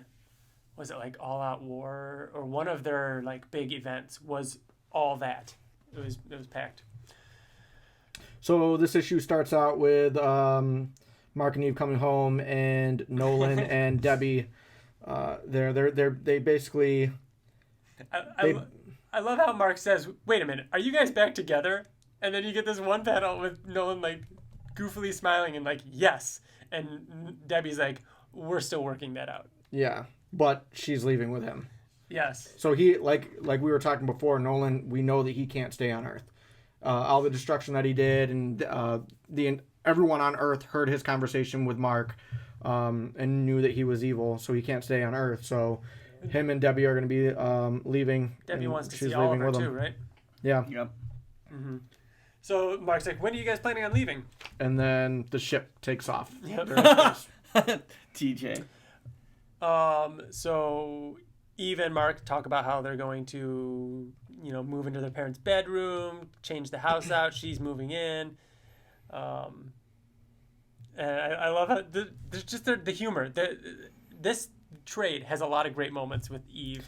Just her saying Mark saying that he doesn't want to sleep in their bedroom. Mark's like, no, my parents had sex in there. And she's like, from what your mom told me, that you should probably stay out of the whole house, basically. But they're still dealing with the end of the last issue about the abortion too, because he's coming home, he's laying with her, and he says, "Can we talk about last night?" And she says, "No, just lay with me." Yep. Finally, we get the big scene with William. Mm-hmm. So they're at the college, and Mark is talking to William just kind of about everything, and in walks. Rick Sheridan. It's always on the tip of your tongue. And it's no big deal because they're roommates. They've always been roommates. But then Rick comes over and we as readers kisses him on the cheek. We as readers already know he's gay because of the conversation with Eve. Eve, yeah. Mm-hmm. But Mark this is where Mark finds out. And I love the panel of Mark where it's zoomed out really far. And he looks small and he's kind of like taking it all in. And then he does that thing where he's thinking about all the times and he's like, "You're not attracted to me, right? Like, you're not attracted to every man." And then William's like, no, I've always been extremely attracted to you. And then him and Rick kind of... Can we just read that whole thing? Because Mark's like, you can like hear his nervous. That's what I mean. He's like, it's stupid. I'm doing that thing where I think all the way to locker rooms when we were changing together. It's stupid, right? It's stupid. I mean, it's not like it's attracted to, or I'm attracted to every woman that I see, and you're not attracted to every man. It's stupid of me to think that you're attracted to me. And let that weird me out, right? He's like blubbering. Yeah. I think it's handled pretty well. I like it. Yeah. And Mark actually kind of like awkwardly walks out, and then William is sad at the end because he's like, no, it's pretty much went how I imagined. It's just I don't think he'll ever take me flying again. Fucking William. Yeah, that's one of the last times we see him. We only see him like one more time. We see him like one more time when he's explaining how great Earth is. How great everything is. Yeah. I love this colorist on these pages. Look at how good that looks. Yeah. That nighttime with Mark flying. Mm-hmm. So he catches this guy. Who's this guy, Bill? This is anti-grav man. This is the gravitator. Oh, I was close. Gravy taters. These gravy taters. Gravy taters. They're delicious. What is it? Doesn't he call it something else too? Like Mark makes fun of it. My days of gravitator. Gravitator? It sounds like a floating potato. A bit close to gravy tater too. It's great. So anyways, this guy was caught. He's running along the side of a building. He was caught robbing a bank. He immediately gives up because he was hoping it was going to be someone like Rexplode or something. When he realizes that it's Invincible, who's super powered, and I mean, as much as he is. Yeah, he's like, stand a chance. I'm not going to bother. But I like that he calls out Rexplode. He's like, I could handle that. And Mark's just like, Rexplode is dead. He's like, oh, I had no idea. So anyways, he explains to Mark. He said that he wanted some cash to buy a ring for his girlfriend. He wanted to propose to her, and he just couldn't do it. And he breaks down. Yeah, he's crying. Hannah's never gonna want to marry me now. He's freaking out, and Invincible takes the money from him. Yeah, and kind of lets him go. Yeah, Mark says, I'll take it and just stop doing this, and that's it. That last panel too is so cool looking. I love that one. The last one of Mark flying away. Again, so real, right? Mm-hmm. You make fun of comics and it's a stereotype or it's a trope that you're trying to break, and this is a scenario where an overpowered hero would not have to fight somebody, and you could just talk them out of it and have a real conversation. Yeah, you're not gonna win. Might as well just. He returns the money to the bank. Then he goes to Night Flight Comics. Which is his comic shop. He goes to pick up a bunch of comics. There's some great, jabs at the comic book industry right here. This was a jab at the New 52 by DC. Yep. When they went to they put everything at issue 1. What the heck is everything start with a new one issue? That blows. Why did they do that? It doesn't gain any more money in the long run. And then the shop owner is like, yeah, it's just anything for a quick money grab. These people have no integrity. Yep. Wait. Go on. I just want to take a second. And all the little Easter eggs. Let's see which comics. There's a Spider-Man. There's dead that's stuff. Pretty much it. There's a dead stuff. Venom. There's something alone. There's Spider something. I like how there's an omnibus called Omnibus. Oh, that's funny. Isn't that funny? That is so funny. What do you think that shirt is over there? It says Graunchless. Graunchless? I don't know. What is a Graunch? The shopkeeper's shirt says Launchpad McQuack, which is the main character from Tailspin, right? Is it? Pretty sure. Yeah. There's a Superman in there. There's a Thor. Eve wakes up to the doorbell. Goes out to answer it, and it is Art. Art wanted to say goodbye to Nolan before he left. Eve's like, yeah. And he's like, he left again, didn't he? And where's Debbie? I can't believe she didn't tell me. And she's like, yeah. Yeah. It's so sad. That's kind of screwed up. Isn't that messed up? And we never get anything else. That's really screwed up. We see him again, but he never, as far as we know, he never got to see Nolan or Debbie. I mean, obviously he sees Debbie again. We see that, but him and Debbie were close. He was good friends with Nolan. Yeah. You mean Nolan? He sees Debbie again. I mean Debbie. Yeah, I know, but why would Debbie not say anything? Yeah. And I know it was quick, but yeah, sad. Mark and Eve are moving into the parents' bedroom. She cleans the sheets down to an atomic level. Mark, that only makes me feel a little better. Her phone rings. It's the Invincible Ink service. There's a big red guy tearing up Las Vegas. Mark says he can narrow that down to less than 4 people. I can't narrow that down to less than 4 people because let's see, we got the giant Dinosaurus. Furnace. Is he red? I don't know if he's red. I guess you could. No, because there's more. Vault is red. I don't know if I call him giant, but he's big. Is there someone else? We're going to think about it. I bet there is. All right, so he flies out the window, but it is Dinosaurus. He's attacking Vegas, and he... throwing cars and shit. Yeah, he calls out Mark, saying, if you were a true hero, you'd be helping me. Help me evacuate it. The city was not meant to be here. And let's see. He says, he's like... talks about a bomb, how it's going to explode, and Invincible race. Go ahead. It's just he talks about how it's a drain on natural resources. That this city can't sustain itself much longer. If it were destroyed, the area would be ideal for a solar power station that would power this country with clean energy and take away from having to use fossil fuels. Trust me, I'm right. And then he brings up the bomb. And then Invincible flies away and flies back immediately. He goes, I found it. He's like, that really? And then Dinosaurus says, you think I'm that stupid that I would put like, one bomb. He's like, I accounted for that. Yeah, he's They're like, all over I the actually city. that was actually the one I thought you'd find. Yeah. You know what I mean? Like that one's redundant or whatever.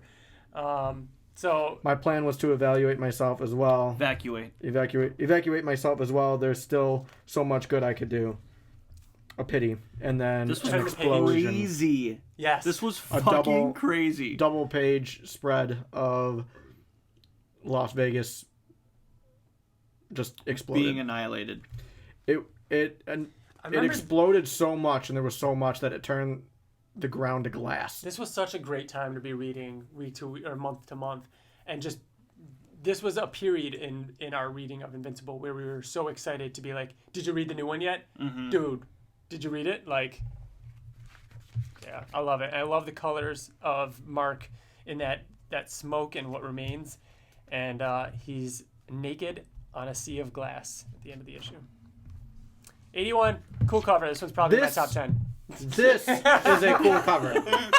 No, seriously. And then 82. Do you see what? Look at 82. Not 82. 82 is good. It's 84.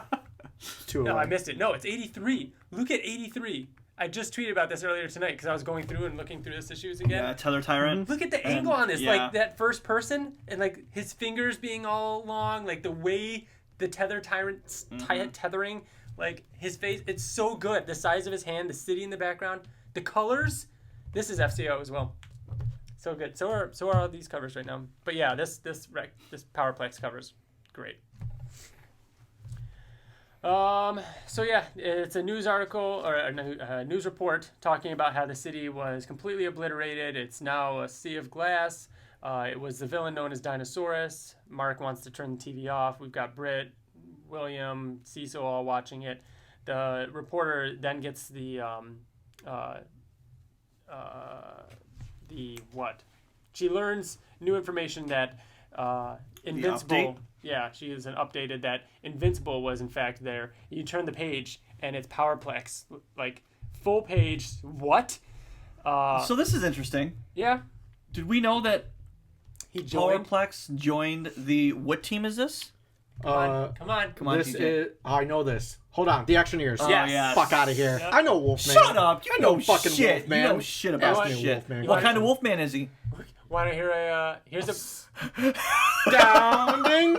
Here's a blank spot. Of is it astounding or is it astonishing?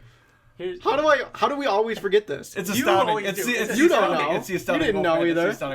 He asked it too. No, because the doubt that you had, like I then felt it. It ricocheted.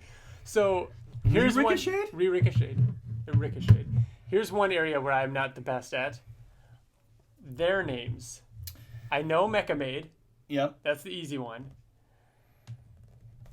And then we know... And there it is. I'm Moving so forward. bad at him. I know, like, the one he killed, because I remember them saying like the name. Captain something? Yes. Like... And his name's Blue something. Blue Man? Blue Man with This black is- stripe? Yeah. So he's all upset. Kinetic, because he says it right now, Kinetic says, Powerplex, calm down. You know, I know you're invincible. Your history is invincible, but you need to control yourself. And, you know, Kinetic actually references the time in which they were turned into vampires in Astounding Wolfman. Oh. Cool. Cecil actually, I think, what is it? That's why Powerplex is working with them. Cecil thought that they'd make good teammates. This is a perfect example of what we will not get in the Invincible movie. Powerplex will not be a character. I'd be shocked. Oh, man. I was going to say, I'd be shocked if he will not be a character. It was a very good one-off, but Powerplex doesn't... I can see Powerplex being like somebody that... he's not going to be a main villain, of course not. He would definitely not be in the... I can see Powerplex... I can see Powerplex... That's what I'm saying. He will be in the animated show. He's not going to be in the live... I said live action, didn't I? I'd be shocked if he was in animated. Really? I can see Powerplex being in the live action movie the same way that Rhino was in Spider-Man.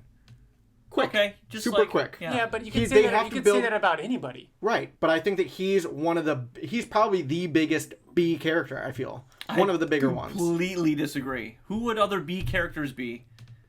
Powerplex, in my opinion, is not even close to even like Tether Tyrant Or what? Yeah.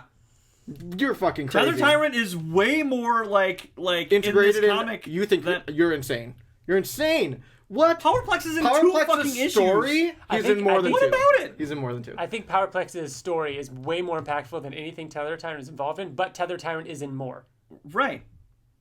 Tether Tyrant is a better B villain. I almost disagree with that. Do you? In Invincible, anyways. Powerplex. Tether Tyrant is in it, but when he's in it, it's like a few pages here, a few pages there out of this issue, because they're going back and forth between other bigger things that are going on. Yeah. But Powerplex has 3 issues. 2 full issues. But that's why I think 3? That's just 2. I thought it was 3. During 60, he attacks Wolfman, and then 61 or whatever, he's still fighting, but that's it. But so it's like 2.5. I think that Powerplex is in it more than Tether Tyrant. Interesting. I will put money on the fact that Powerplex will not even be in the live action at all, and that Tether Tyrant will be. You owe me so much money from previous. Well, add it. Put it on my tab. Next time we talk to a listener that says that they're going from the very beginning and listen to all of our episodes, we should ask them to start a tally of bets and to just keep track of all of them, because I'm sure there's some doozies. You owe me like 3 pizzas. Powerplex is all fired up, but then he says he's sorry. He's fired up or charged up? He says he knows what he needs to do. Cut to Mark and Eve. Mark had just left the Pentagon. He had to explain what happened in Vegas, and he's beating himself up about it and having a hard time. And he says to himself, or he says out loud to Eve, that there's got to be a better way, which is kind of the point of this volume. Then we get to see the rest of that conversation between Cecil, Britt, and Donald. And they're just, what is this? Cecil talking about how that Dinosaurus is still alive. They need to find him. And whether or not to trust Mark. We do see what happened to Dinosaurus on the next page, though. Yeah, we also get a Walking Dead nod. Because they're in King County, Georgia. And they find... So, Dinosaurus got blasted from Las Vegas to Georgia. Yeah. In that explosion. Yeah. Because he landed in this barn thing. And went back into human form and left his metal underwear behind. That's the last we see of the metal underwear, right? Thank God. Thank God. Oh, but Dinosaurus is the coolest. He is the coolest. That's his costume, though. He was being held back. That's his costume, though. He was being held back by it. Okay. Mark and Eve stumble upon a bank being robbed by a guy using the gravitator gun and boots. And he fucking kind of blasts Invincible into a wall there. Yeah. Okay, didn't expect that. Impressive weapon you got there. But I know you didn't invent it. Eve quickly blocks him up with her... Encases him in... pink cubes. Yep. He keeps shooting the building, but Mark, yells at him, saying he's going to bring the whole building down. Eve takes the gun from him, and Mark forces him to tell him where he got it. And so we get Chris, who is the guy that was originally using this weapon, and he answers the door. His wife's there. Mark says, "Dude, what the hell? You sold this to a bank robber." And he's like, I thought you would sell it to the military or something. And Chris was like, how would I have done that? I just sold it online. You know what I mean? And then he starts getting real upset because he's about to go to prison. He thinks that Invincible's going to arrest him. His wife or fiance comes out, and Mark instead takes him to the Pentagon. And we also get, of course, a nod that he's armpitting him on the way there. Yep. At the Pentagon, he meets D.A. Sinclair. They basically say that you're going to work for us now. You're going to be paid extremely well. You have everything at your disposal. Cecil, kind of takes a jab at Mark, saying, I see you're coming around to my way of thinking. And Mark leaves the Pentagon. And then... gets attacked by Powerplex. Mark is flying in the air. He gets attacked. He says, I knew if I waited long enough, I'd see you here. They might be able to forgive you for what you did, but I never will. And I love how he's like, I was better, you know what I mean? They released me. I was coping. I was even doing some good. I joined the Actioneers. And then I saw Vegas. Mm-hmm. And this is the moment. This is Mark saying, you know, are you crazy? I'm not doing, like, you're wrong. I'm the one that's saving the world. You know, what I do is stopping things from getting worse. At one point, I think he says that, you know, hundreds might have died, but if I didn't do that, then thousands would have. You know what I mean? Like, I failed. You can't blame me for that, but, you know, I was doing what I could do to help. I was in space, like, saving the planet. And you can't blame me, but you can't blame me for what happened to your family. And Mark says, I didn't bring them to that place. I didn't tie them up. I didn't shoot electrical current into their body. I'm sorry, but you did that. And Powerplex breaks down, realizes that. What do you show me, TJ? Oh, just this panel here was the inspiration to my. Oh yeah. Dylan Burnett might be my favorite. One of my favorite Invincible commissions, which was Powerplex crying by Dylan Burnett. You got that color, didn't you? Yeah. Yeah, that's sweet. Yeah. Is Powerplex crying because he's like a little, like he's like a little baby pants, little baby pants too tight? He's crying all the would time? fucking destroy Tether Tyrant. No, he would not. No, he would not. Destroy him. All right, we need to play fucking Super fight. That's it. Mark kind of comforts him a little bit. He breaks down crying. The Actioneers show up. He says, sorry, I let you guys down. I really like this moment, too, with, Cecil asking Mark, how are you holding up? Yeah, that's awesome color. Why is Powerplex being locked up and then going to jail? Like, he did was caused attack. destruction. Like, he just tore up. He was being destructive. But I kind of agree, because at this point of the story, of the overall arcing Invincible story, anytime somebody apologizes, they're like, okay, you could be useful to us. Yeah. That's how it always is. Yeah. So it is a little weird that he's going to jail. I think they need to do that. Somebody, like, he's going to go, and then they're going to talk to him, and then maybe start the rehabilitation again. Could be. Yeah, that's the way I take it. I think that by the end of this, he's back with the Actioneers. In fact, isn't he? I think he is. I don't think we ever see him again. I think we see him in a couple pages. But I like this moment with Mark talking to Cecil at the end here, and Cecil saying, how you holding up? And he's referring to Vegas, and Mark says, I'm responsible for a lot of this, not in the way that guy means, but still. And then he has like this moment where he pauses, looks ahead, and then looks back at Cecil, and he's like, I'm dealing with it. You know what I mean? Like, just that really real moment of him. Like, you could tell that he's got a lot on his mind and things are going on. Cecil says, can I count on you for something big if something happens? And Mark says, I have no interest in being the 200th superhero on your payroll, but I'm doing my own thing. You did just fine with the Guardians while I was gone, and bounces. And then this issue ends with Mark coming home to Eve and saying that what he's doing, just punching bad guys and everything like that, that's just... It's not getting better. It's not what he wants to do. Things aren't changing. Things aren't getting better. They're getting worse. Mm-hmm. He says we have the power to change the world, but instead of things getting better, they're getting worse. Yep. Yeah. Issue 82. Now, previously, before reading this issue, before reading this issue, we would have normally seen Rex come back with Monster Girl through a portal in Guarding the Globe. I want to say it was issue 6. They kind of had that reveal in that issue. But it's still cool seeing it in this one because it just opens up and it's him. So if you hadn't read Guarding the Globe, it's still a cool, shocking moment to open up and see Rex standing there. Even though at this point, everybody's still calling him Robot. And in this opening page, he actually says that he prefers Rex now. Going back to the cover, though, I like that you can see Invincible in the reflection of Universa's little helmet. Yep. And this is the beginning of John Rauch on colors. Which is the pastel. Oh, Kelsey said that he colors the lines. The lines, yeah. That's what we wanted. That's what we wanted to check to see, like, if that were in fact a thing. Cool. This is her favorite colorist. So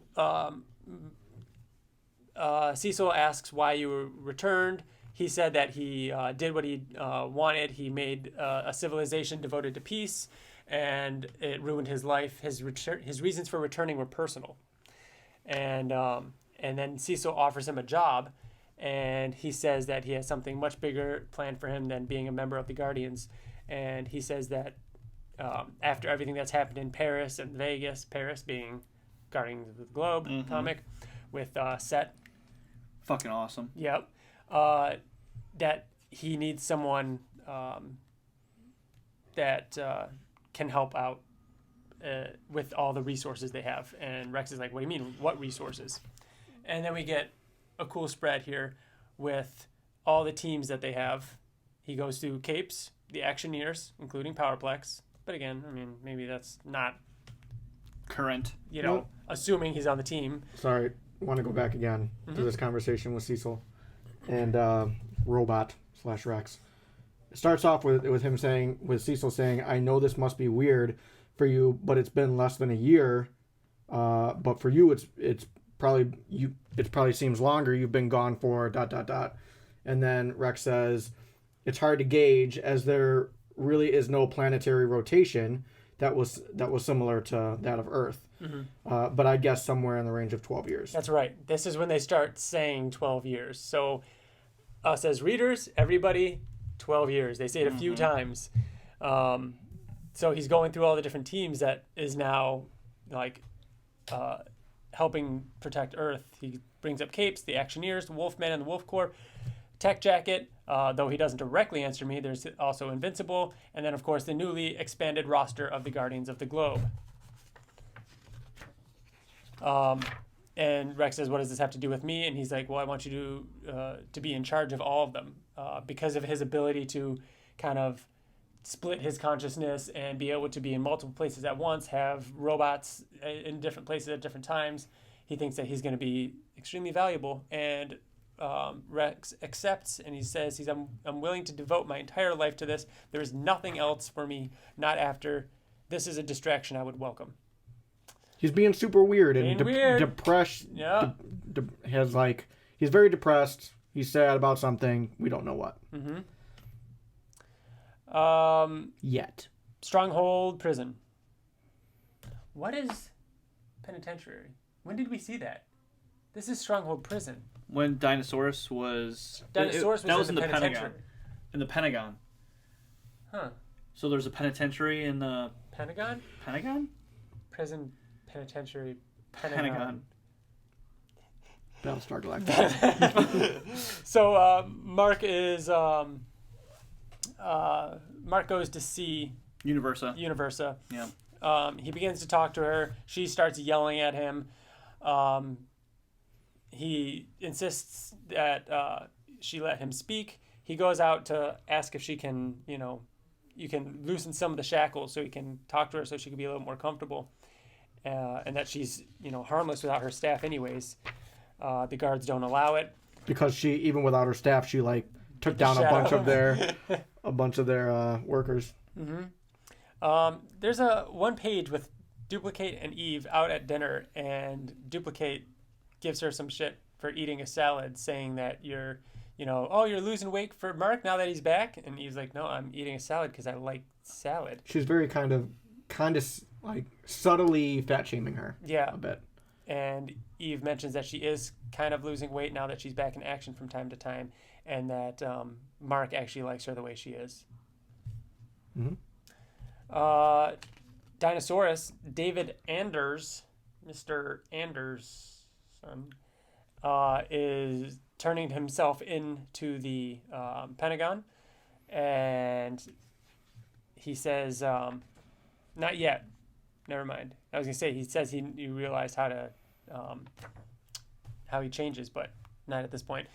But we've got Mark talking with Universa, saying he wants to do something different. He's trying a different approach. He wants to work with her. He knows that she's desperate, that she wants to help her planet, and that you would do anything to help them. He's saying, I have an idea, and if you don't promise not to kill anyone on this planet, will you promise to cooperate with me? And she does. And they just compromise. And They have some rolling blackouts here and there, but they're doing it across the planet as she takes energy from different areas of Earth. Mm-hmm. She gets enough energy and she leaves. Yep, and Cecil was impressed with his fix to the situation. Universa thanks him. It says, hopefully one day I can repay your kindness. Mm-hmm. And so we don't see her again. And Kirkman, from then on, insisted that we will never see her. But we do. We do. Which side is she fighting for? We don't know, but I mean, I can imagine she's fighting for Invincible. Like yes. what she says here? She has to be fighting for the Viltrumites, right? Yeah. At the end, against the Coalition. And this is, again, for those who don't know what we're talking about, we see her at the end, and she doesn't talk or anything. It's just on a splash page, and she's there fighting. That's all it is. I hope she's fighting the Coalition and not against a Viltrumite, because that would make the most sense. This is so funny. Go for it. So, it's David Anders talking about, like, how trying to explain what turns him into Dinosaurus, and he's talking to Cecil, and he's like, it's like, I don't know the word, when you feel like you just don't care about stuff. And Cecil says, indifference? And then David says, no, that's not it. It's like when you're like, oh, well, and you don't really have an opinion on something. And then Cecil, it's the same feeling. He's like, it's called indifference. So you're saying overall feeling of indifference turns you into Dinosaurus. It was just funny how, like, he was defining indifference and, you know.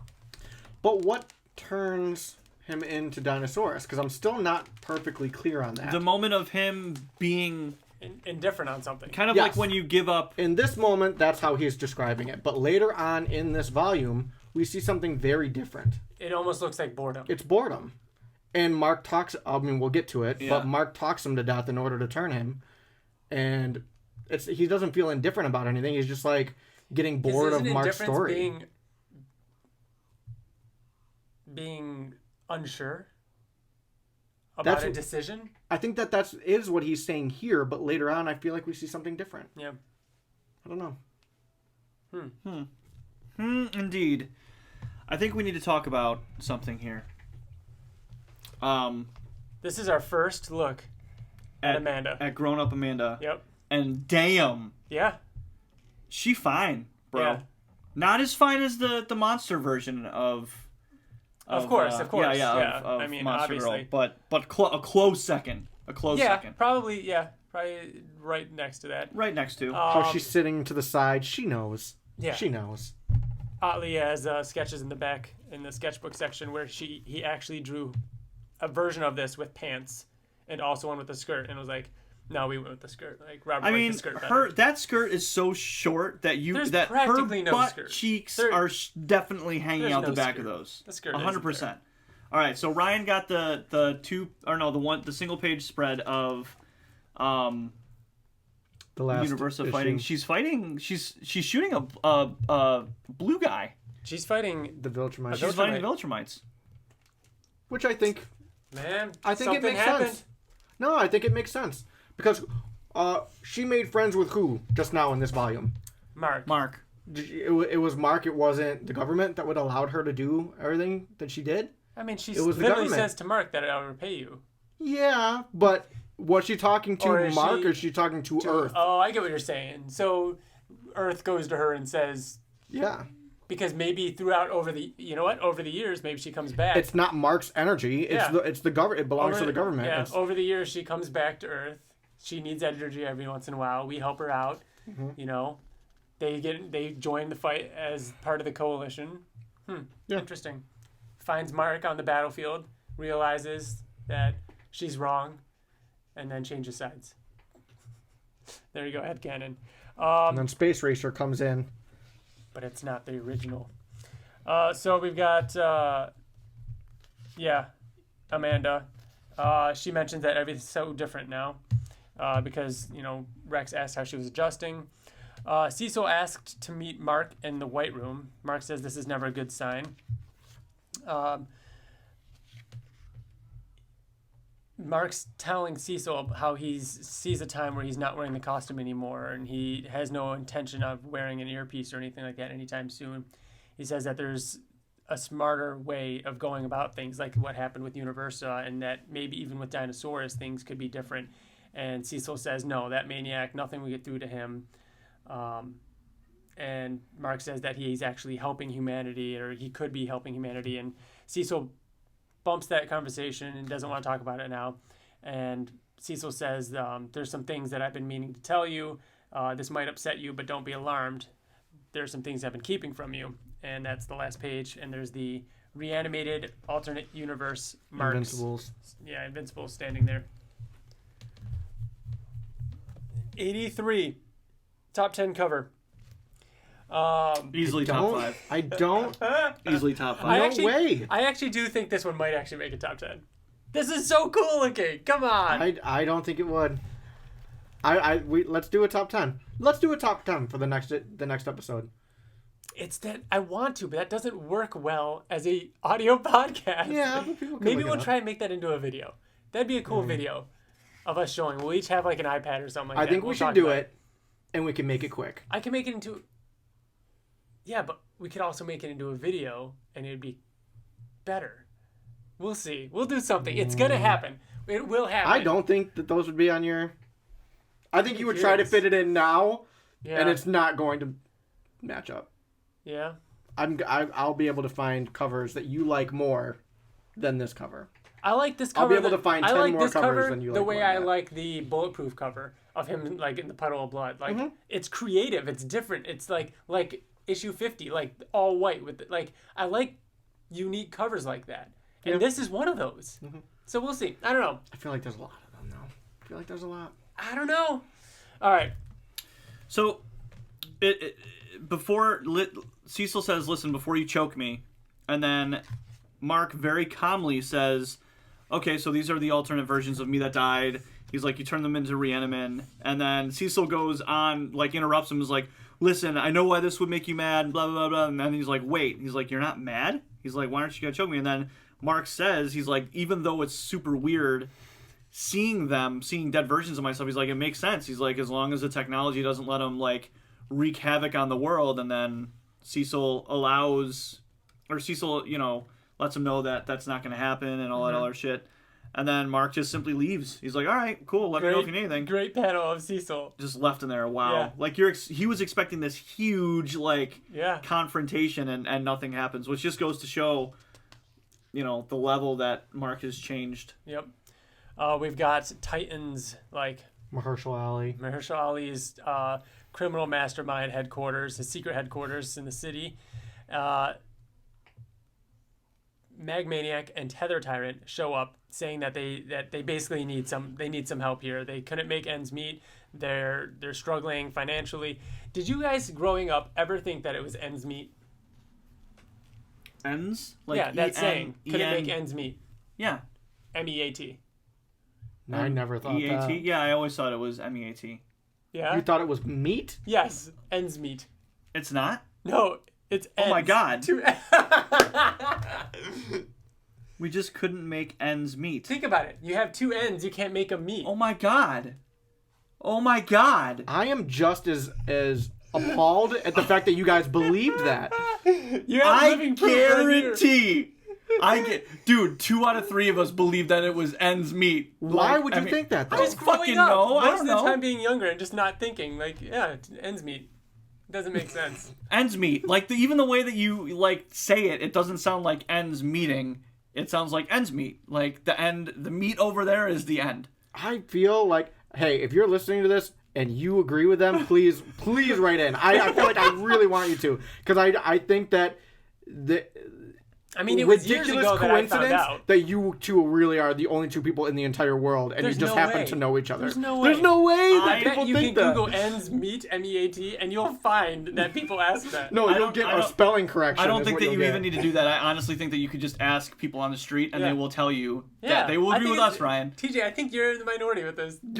What? Never thinking You it? think I'm in the minority of this? I don't know. We'll see. I do. I really do. I firmly believe that. So you think that the majority of people in the world, because I'm in the minority, MEAT. think like are doing this wrong. Yeah. Even though that EET is correct. Yes. I'm in the minority. Yeah, correct. Okay. So they're asking Titan for work basically, and Titan makes a reference to the Order from guarding the globe, and then says that there is something that they can do to prove how valuable they are. Then there's Mark talking with Eve. She asked how the meeting with Cecil went. He said it was fine, and Mark saw 8, maybe 10 dead versions of himself. That was really creepy. And Eve says, ew, okay, how? Oh, wait, did he make Reaniman out of those alternate versions of yourself that Angstrom Levy brought from another dimension? I guess that makes sense. And Mark's like, you really just figured that out just now? Wow. Also, I apologize. I said Levy. That's $1 to Robert Kirkman. We'll just start a jar every time we say Levy instead of Levy. So they go to a party, and even though Robot asked to be called Rex, the sign says "Welcome back, Robot and Monster Girl." And all the guys are hitting on Amanda. She brings up the fact that it's been 12 years. Frickin' Shapesmith. Okay. There are parts of your clothes where there are no clothes, and we can see your skin instead. Like what a kid would say. Yeah. You know what I mean? So funny. Because the guys are like oogling over her and like hitting on her. Like Kid Thor says, your time away has certainly benefited you. And then Knockout comes and like he's like, rudely takes him away. Yeah. Rex is looking pretty upset. Mark talking great, like I guess you'd call it choreography, positioning or whatever from Ottley here, with Mark talking to Rex, saying, "Oh, I gotta admit, I missed having you guys around. I knew that you guys were close, but hey." And then you can kind of see from Rex's point of view, Mark like coming into frame, blocking his view of Amanda. That is really funny. Isn't that great? It's like, hey, I'm talking to you. Everything okay between you and Monster Girl? And Rex says, no, not remotely. James, aka Magmaniac, and Tether Tyrant are going to their apartment. They're talking about how what they're about to do for Titan is going to be extremely difficult. James leaves, and we find that Tether Tyrant is actually talking to the Tether vest, yeah, and saying that like, oh no, he knows you're alive, but we don't keep secrets from each other. I don't want to talk to you in front of him. I know, but that's not what I want. I know a permanent bond would make me stronger, maybe even help us pull this off, but you said it would transform me. I trust you. We've been together for years, but I just don't like the sound of that. Listen to me now. So fucking terrible. And that was a great movie, and that was so bad. That was really bad. Spider-Man 2. But this is cool. Yes. I love this. This was a cool... I think it's even fucking cooler when he actually when it happens bonds with him, which is, my gosh, that's like no 4 more details that we get for Tether Tyrant compared to like Powerplex, who's just crying in every single scene that he's in. So everything we just talked about Tether Tyrant was 1 page. This whole scene was 1 page. And still it adds more intrigue to his character than fucking crying Powerplex. I'm sorry. You're fucking crazy. No, I'm not. He's straight up Dr. Octopus. All right, so another... He is Dr. Octopus. So, no, he's not. Yes, he is.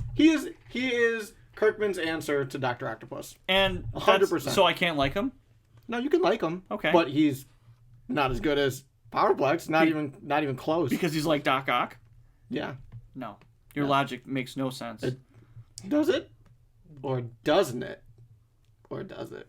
Bulletproof is trying to take Amanda home and starts talking to her about whether or not she still has a thing between her and Robot. I mean, Rex, and you guys kind of had a puppy love thing going away before you grew up. And Amanda realizes what he's doing and says, no, there's nothing between you and I. Like, I'm sorry, it's just too soon. With Rex watching, he thinks that they left together. And then after the party, Mark and Eve are going to bed. And Eve says, I don't know if I'll ever be able to call him Rex. It was weird seeing him like that. Mark says, I haven't even considered that. Eve says, cheer up. Let's have sex. And Mark's like, this room. Nah. And then, have sex with me in your parents' bed. Eve in this volume is hilarious. I love Eve. Have sex with me in your parents' bed, grabbing his wrists. Not helping. So funny. Next page is Tether Tyrant and Magmaniac attacking Machine Head. Machine Head. See how it's going back and forth between like bigger, better things. And who's there with Machine Head? Vault, his own scoffing at the fact that it's Tether Tyrant and Megamaniac. He's like, Machine Head just shoots Magmaniac right in the skull.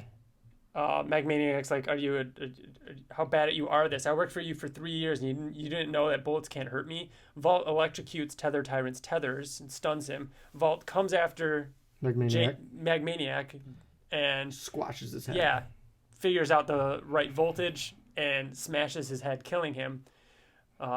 Tether Tyrant yells, James. Does he kill him? So sad. Yeah, he kills him. So Magmaniac's... what the fuck? Yeah. Magmaniac's head is smushed, and it shows his teeth like on the top of his skull, which is cool. So Magmaniac comes over to him crying. They had a relationship. I mean, he said that they don't keep secrets from each other. They were very close. You can form a new head. Come on, you're not. And he's holding his like melting body, which is a cool touch.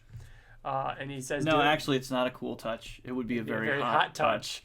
Oh, God. It's too much. DJ. I hate that I have to keep calling him Tether Tyrant. Why? I want him to have a name like James. We knew James's name. What's Tether Tyrant's name? Jim Bob. TT. What I like about this is that he and the Tether Monster actually have a really good relationship, because the entire time the Tether Monster could have fucking taken over him and done a permanent bond. Oh yeah. But he literally just respected Jim Bob enough to not do it until he right here says, "Do it now, take it over, do it. I don't care. There's nothing left for me." This is so amazing. It like the tethers go into his body, and you turn the page, and it's just black. This isn't a movie or something. What is this? I mean, it's been in Spider-Man. I know it's in. It's been in the Spider-Man comics. Yeah. And isn't it later on in Invincible? It's definitely in Invincible. Yeah. It's in during Invincible. issue 100. And they did the same thing during... I feel like I've seen it in a movie before. What was it? Where Aunt May died in the comics. Oh, fuck. Well, he's in this black void, and he's saying, hello, did you do the bond? Did it happen? And then he has this moment, he's like, James, how could I let... And he's, can you hear me? I don't want this. I don't want this anymore. What is that? I said... I don't want this anymore. Oh man, that's gonna. Yeah. I need at least 5 minutes of just quietness in my head. I know. He says, "Hello, I'm serious." No, I don't want this anymore. I can even hear the inflection that you're doing it. Shit. I don't know. Oh my god. It's a kids movie, I think. Yeah. He says, "I want my body back. I demand you give it back to me. I want." And you turn the page, and he says, "Control." And it's the Guardians taking. Oh my god! It's fucking Home Alone. Is it really? It's fucking Home Alone. Did we already make I'm not as scared of you anymore. You're right. It is. The furnace. Yeah. Oh my god. I thought you were talking about the all black background. That too, but then when I was reading it, I thought you were okay. I said weird. Another Home Alone reference. And he's just completely. He's a monster, and he's been destroying the city. Doesn't he say? He drops the car. Britt takes it, and Britt says, "You've been wreaking havoc on this city for 4 hours, and then you just come to and give up. I don't buy it." And they send him to prison. Mark shows up, says that the Guardians had they had it covered. Leaves. I like how Cecil. Like Mark says, you're usually in your suit ready to work at a time like this. It's not even 6 yet. And Cecil says, "I don't sleep. That's half the reason I landed this job. I sit in a puddle of goo for 1 hour a day. It keeps me young." You're making that up, smartass. Whatever, kid. Enjoy your beauty sleep. But he's not making that up. He's not making that up. Amanda and Rex have a very awkward moment together in the bathroom. And Rex says it's weird being back off all this time. She says, yeah. And Amanda wants to talk about it. And Rex says, "I came back here to leave behind everything we built and to forget what you did. Please, Amanda, why won't you let me forget?" 84 is the final issue of this reread. And I will say one thing that This is a pretty good cover. This is a pretty good cover, TJ. You're in your top 5 too? What were you going to say, TJ? I'll save it for when we're done. about the cover. No. Oh, okay. Oh. You sure you remember? Yeah. All right. This issue starts with William, who you said doesn't make a return, and is in the same volume. The last one. I forgot.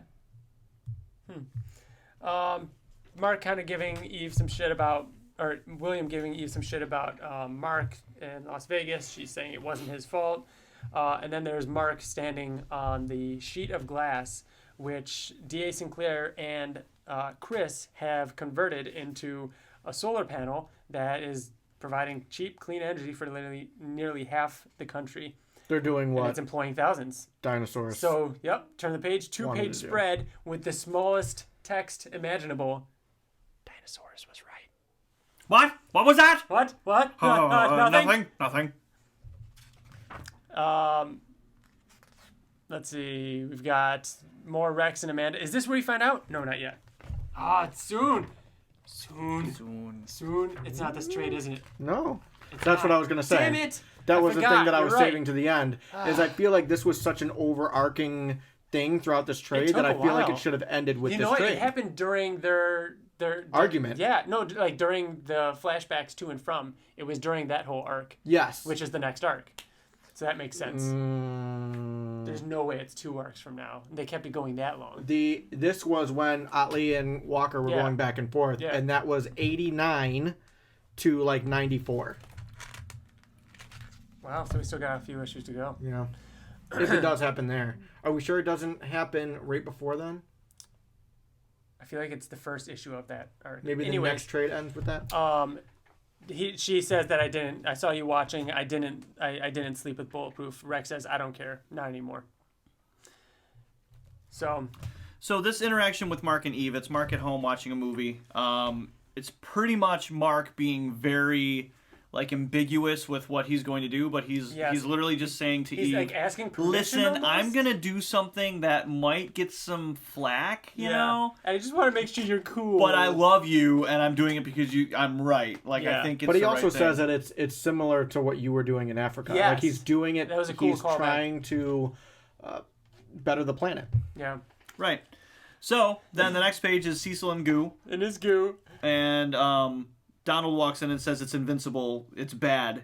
You need to come right away. Look at the fear on Cecil. Oh, yeah. You can tell, this is a moment that he's been, that keeps him up at night or keeps him up when he's in his goo.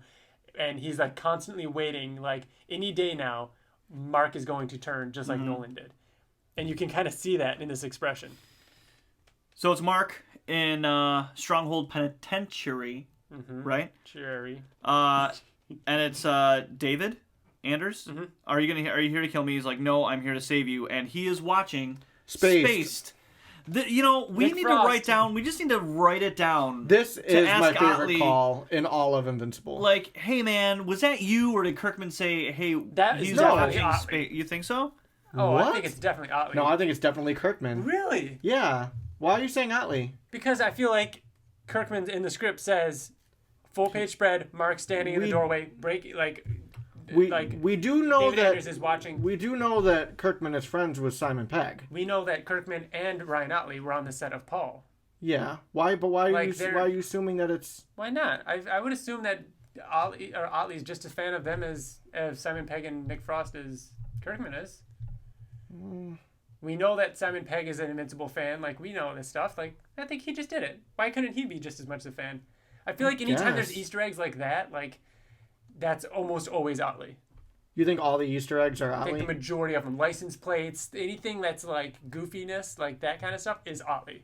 That's why I even ask. Otherwise, I would say it's Ottley 100%. I think that there's because some of them, it's but such I wouldn't a big. Say, I don't think all Easter eggs are Ottley. It could go either way. Or even 90% of them. No, for example, one time they were playing Mario Galaxy, but I think that was Kirkman said that at the time he was playing a lot of it. Yeah. So again, it's entirely possible, but I just always assume a lot of those visual background ones are Ottley having fun with it. So yeah, he says he's gonna break him out, and he says, "What makes you turn? Do I gotta get you mad or something?" And he's like, "No, it's interference. That's what makes me turn." Mark's like, "What?" Not caring about something. That's why they have all this stuff in here to keep me interested. And Mark's like, "You mean indifference?" Yeah, man, that's what it. You gotta make me not care about something before they get in here. Save me. So indifference, not caring about something, is what he says. So he doesn't care about the story. He says not caring when you're just kind of like when you're like whatever. Yeah, so that's not caring. Not caring and boredom is the same thing, but I think indifference and boredom are two different things. Yeah. Well, Mark explains. He regales the story of when he first got his powers and when he was taking out the trash and how excited he was, and then standing on the roof, and it bores David Anders into indifference. Do you think that also bores the audience? Do you think that's Kirkman's way of being like... I think that was brilliant. It was kind of like a boring origin story? Yeah. Well, no, I wouldn't say that, but it's him boring the reader in that moment. Right. TJ, is it several issues from now? Yes. Damn. It's issue 92. They went that long in keeping that secret. Yeah, it's crazy. Issue 92. This is one of my favorite illustrations of Dinosaurus. He looks so big and hulking, and I love his neck. Yeah. It's so fucking awesome. Yeah, it's used at the end of the page at the end of this hardcover. Very cool. Yeah, that thick lizard, so cool. Mark says, well, no, right away Dinosaurus is like, they had me contained in here. You're smart enough to know that. You're so as unbelievable as it might sound, you've come here because you've come around to my way of thinking, and you're here to help me. But that's insane, right? And Mark goes on to say that, you've killed people, you've destroyed cities, but your methods are inexcusable, but I want to talk about it, and we could find a way to make it work. And I love how Dinosaurus is like, my solar panel array is being built, isn't it? Cheap energy for everyone, right? This is the best thing. He's like, it's small, but it's a difference. He's like, much better than saving a bridge or punching a bank robber, right? Yeah. Mark says, if you'd be willing to let me help you, I'll help you escape, and I'll help you make a difference. Cecil barges in with the Invincible Reaniman, and he helps Dinosaurus escape. Mark says you have noble intentions, because Dinosaurus is like, why are you helping? He's like, you have noble intentions. I can see good in what you've done. I think you'd help me look at the big picture. So pretty much the reason why Mark wants to is because obviously he sees the good, and then Mark will be the best way to control dinosaurs. He thinks. Yeah. He thinks that he'll be able to keep them in check and making his things happen more reasonably. Like, hey, let's evacuate. Like, he's still gonna do crazy shit. Yeah, but he's trying to save lives in the meantime. I love this moment after they fly out through the Pentagon. A stunned Cecil's sitting in the chair with Donald behind him, and he says to Donald, "That didn't happen. There's no way that happened. There's no way that just happened. Invincible would never do something like that. He would never. Tell me that didn't just happen." Donald says, "That just happened, sir." Cecil, suit up. I want squadrons ready to launch in 2 minutes. And then we see defense agency officers all over the place standing guard. Eve says, "He did what?" And Cecil explains, and she says that he told me he was going to do something crazy. I think I kind of gave him permission to do it. Cecil says he's officially a fugitive now, and if he contacts you and you don't inform us immediately, that makes you an accomplice. We don't want another Las Vegas level catastrophe to happen. She says, you don't think Invincible, or you don't think Mark's really capable of that, do you? Cecil says, I have no idea what he's capable of at this point. This could mean the end for us all. And then we see the undisclosed location, the secret base of Dinosaurus. And Dinosaurus says, ready to get started? Mark says, yeah, let's save the world. And he's got his badass fucking cape on. He traded the underwear for a cape. I think it looks stupid. You look stupid. Powerplex is dumb. I love how TJ has taken the mantle of Powerplex. Meanwhile, he's one of my favorites. No, I think Powerplex might be my favorite. But it's just funny that I'm the one that is known for loving Powerplex, and you two are fighting about him, and I'm like, hey, that's fine. So yeah, good stuff. So actually, what were we gonna bring up? Well, I already said. Oh, it was when they talk about it. I was surprised that they didn't end this arc with revealing that they had been there for 700 years. However, we were talking about how can they hold off that long? The next trade paperback, or the next volume, half of it isn't even on Earth. It's Nolan. They go away. Yeah, with Oliver, Debbie, Nolan, and Alan. That's why. All right. It's like 3 issues, 2 or 3 So issues. is the next trade the Corey Walker trade? Yes. That issue is, but no. So does the Corey Walker, like Ryan Ottley, bounce back and forth the last 2 trades? Yes. Or spread across 2 trades?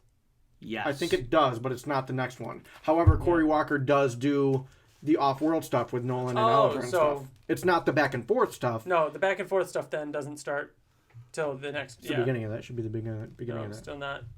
Still not. And No. right there, yep. So it starts at 92. Oh, of the back and forth stuff, yes. So yeah, 92. So we've got 2 trades. And that's the issue that you find out. Yeah, the first one of those. Wow. So but we where have it starts out is... This is... Oh, we're getting into Scourge and Bulletproof. And this is the best Oliver volume of Invincible coming out. Wait, the next 2. Are you being sarcastic? You're just saying things. You're just saying things. You're being sarcastic, right? Because you don't like the Flaxon stuff. Oh, wait, yeah, minus the Flaxon stuff. That's the whole next 2. But that's it. Yeah, so but next one, Dinosaurus is in a fuck ton. No. The next one is Space, Scourge, Dinosaurus, Bulletproof. Yeah. Then after that is Robot, Amanda, Flaxon, Monad. The one after that is the one you're talking about. Right. 3 away. With Dinosaurus. Dinosaurus. You're talking the next one with Dinosaurus. Yeah. And the Scourge virus and the Thrags and him fight. breaking him out of the moon. But the shit leading up to issue 100. Well, 100 is just 99 and 100 with Dinosaurus. Right. But yeah, it's still good. Oh. We're getting so close. Cool. Good stuff. Before we wrap up, any other stuff we want to talk about? Have either of you seen any movies lately? Yes. What? I have. What? I don't know, but I can't think of them on the spot. I know. I was gonna say. I think Joker was the last thing that I saw. We talked about that. Oh, I didn't see Zombieland Double Tap. Did you see it? I saw it today, actually. How was it? I heard it was really good. I thought it was good. As good as the first one, right? Like, I haven't seen it, but... Yeah. I enjoyed the first one. I enjoyed this one. Yeah. I thought it was good. Yeah, the first one I don't it. hold to this high regard. I mean, the first one's good. I think they showed too much in the trailer, but... I don't even know if I've seen the trailer. I am watching... I almost did it today, but I wanted to wait for you, TJ. I almost watched T2 in preparation for Dark Fate. We got Dark Fate coming. I can't fucking wait. I'm taking Riker. Really good. Riker loves T2. Really? Oh, yeah. That's cool. And here's the thing. Terminator 2 Judgment Day is rated R for some reason. Could you imagine that movie today? It's not rated R at all. Yeah, not really. And all of the Terminator movies minus Salvation, I think, were R. Interesting. Did you finish Living with Yourself? No, I still haven't. Wow. So How far into it are you? Yeah. Still 4 only episodes. The last thing. It's so good. I'm so shocked you couldn't finish that. Yeah. I really so enjoyed good. it. I will. Yeah, I will. I feel like you but, lost motivation though. I just in the time that I could have, Yeah. I rewatched I just went Mad on Max Fury Road again. Yeah. Went on living my life. By the next time we record, we will have seen some Disney Plus shows. I'm excited for The Mandalorian. Yeah. Excited to see. Holy shit! Did you see the new trailer for that? No. It looks like the a first rated trailer's R. awesome. Dude, Dude, it I looks like know. a rated R Star Wars movie. I It's can't wait. crazy. You didn't watch the new trailer? No. I don't Looks really really need good. to. When he walked out of the door and Really shot good. the fucking The first stormtrooper one in the face. The first one when he shot the door or whatever and it closed Dude, you on walk a out guy. and he just shoots a stormtrooper in the face. They Like, say point you're blank range. they say you're the best bounty hunter in this parsec. Is that true? And then it cuts to him just like doing like fucking crazy action. I can't wait. It's It looks, gonna be so it looks cool. insane. really, really good. It looks insane. Video games, I got the Assassin's Creed Odyssey DLC because I can't stop playing that game. What It's just DLC so is good. it? It's just more stuff like Okay. right now it's more Assassin's Creed-y kind of stuff, but the next DLC that came with this bundle, because it's like the season pass of them, is all very mythology kind of stuff. I can't wait. Cool. Like Atlantis, Hades, like Very cool. It's underworld stuff. A Netflix show I started watching, and I literally I didn't know what it was about. I didn't see anything or know anything about it. I saw an article online that was like new show coming to Netflix, and they described it as a post-apoc. It feels like a post-apocalyptic Buffy the Vampire Slayer. Daybreak. So Really? I was like literally just straight up, I'm just gonna try it out without knowing anything about Daybreak. it, and it's very good. Yeah, It Good. is. It's How many episodes? it's a comedy. It is. Oh. Yeah, it's a comedy 10, though. I think. Okay. Good stuff though. I think it's 8. No, I think it's 8 more than 8. full-hour episodes. Because so when you first start watching it, you're like, ugh. Yeah. The thing about it though, and this made me feel. It kind of feels like Zombieland a little bit. Yeah, it does. It like made he me turns feel, to the camera and talks. It made me feel really uneasy watching it because it felt like it was copying Last Kids on Earth, which is a book series. It's like a comic/book series for kids. Like Riker loves it, and it just came out with an animated 40-minute long book 1 episode on Netflix, like literally 3 months ago, and I was like, holy shit, this is awesome. This is literally just like it, but a rated R version. It's literally the same, TJ. If you watch it, you're like, holy shit. It's based on a book like that too. But Daybreak is based on a book, like it's its own thing. That's why I was like, oh, okay. But it was surprising. Like I just finished finding out about Wesley and the head of the Jocks. So how many episodes are you in? I watched like 6. I'm like in it. Are you still actively watching it? Yeah. But you let Living with Yourself I fucking love Matthew Broderick in it, and he's in it. That's awesome. I want to see Matthew Broderick in something. Dude, he's so good. He's so good in this. He's very good. He's so good in it. Comic books for a minute. Curse of the White Knight. I read Curse of the White Knight issue 4 late. I read it like a week ago. I almost died. I think it's one of the best single issues of a comic book I've ever read. I almost died. Did you read it, TJ? I haven't read it yet. TJ. It is. How did you not read it when I fucking said, holy shit, this fucking comic book honestly, that night? every issue is good. Yeah. And I feel bad that I hyped it up now, but holy shit. This issue. You don't see it coming. You do not see it coming. It's keep so talking good. about it, Bill. I know. We keep I'm just what don't you see coming? Just tell me. It's all right. It's all right. But Bill, yes. I'm just gonna say, you shouldn't have brought it up because he's just gonna. I'm not gonna. I would listen. I would never ruin something like that. Oh my! That's all you do is ruin things. No, I don't. You are the worst spoiler. Curse of the White Knight is doing this thing where it's taking all of the like huge things that happen in the Batman universe and making them just happen. And it also feels like someone that like loves. Like the Batman that we love, like animated series and those kind of stories and those kind of worlds, like it's so cool, it's so good. Yeah, it's not like I don't know. There's so many people who write for Batman, and I don't feel like they get us. Like this who's the writer? Sean Gordon Murphy, writer and artist. White Knight, yeah. He just fucking gets me. Like he gets me. He's like, I'm like, this is what I want, and dude, it's fucking good, man. I'm so glad that you love it this much because for like a year, TJ and I were like, Bill, read it. White Knight. Yeah, I don't like. I don't know what I thought it was. I think I was getting it mixed up with It's Metal. almost like when people think of like Invincible, it's just some other superhero. I was getting it mixed up with Batman good. Metal and DC Metal, like that stuff. And that does not interest me at all, but this is fucking awesome. Before White Knight, what was the last Batman thing that you read? Probably stuff you gave him. No. Like Court of Owls stuff? No, I haven't even read that. You wouldn't read it. You haven't read Court of Owls? I haven't read Court of Owls. That was another thing we were like pushing him to read. I've talked about it a lot on the podcast, but the last Batman I read live was Rest in Peace, and I stopped fucking caring about it after that. That was like 2007. Yeah, dude. I haven't even read Tom King stuff, but what I know about a lot of the Tom King's Batman, he'd probably love. I don't know. It's very real, isn't it? Like it's very like human. Yes. From what I know. Yes. I don't necessarily care. Like that doesn't make or break something for me. No, I know, but it's from what I've seen. There's a lot of like relationship stuff. All right, so here's the thing: if I should start reading, I would like to branch out and read more stuff, but it's hard finding something like Curse of the White Knight where I'm like, oh my god, it came out, I have to read it right now. Like I don't feel that way about a lot of comics, and so if there's something out there as good as that, then suggest it and I'll read it. But I suggest things to you and it takes you a year to read them, or you don't read them. I forgot their name. Someone wrote in and really wanted us to read Redneck by Donny Cates. Oh yeah, that's an Image book. That's an Image book. Yeah. They promote that one a lot too, and they said it's amazing. So that's one that maybe is worth checking out. But I haven't read it though, White Knight yet, because I'm actively catching up on comics. So this should be towards the top of your list. I caught up on it's one comic, and I like to read them together. I know. I was like 3 behind on Ascender, so I caught up on that, and that's fucking amazing. And I was behind on Batman, and I'm almost caught up on that now too. Furman Reyes said Redneck. Check out Redneck. Which one? Ascender and Descender? Ascender and Batman. Yeah. Sorry, so that does it for this episode. Hope you enjoyed. Remember, you can email us at theinvinciblepodcast@gmail.com. Find us on iTunes, podcasts, SoundCloud, Spotify, Words, theinvinciblepodcast.com, YouTube. We've done a trivia show video. If you haven't seen that, it was a ton of fun to do.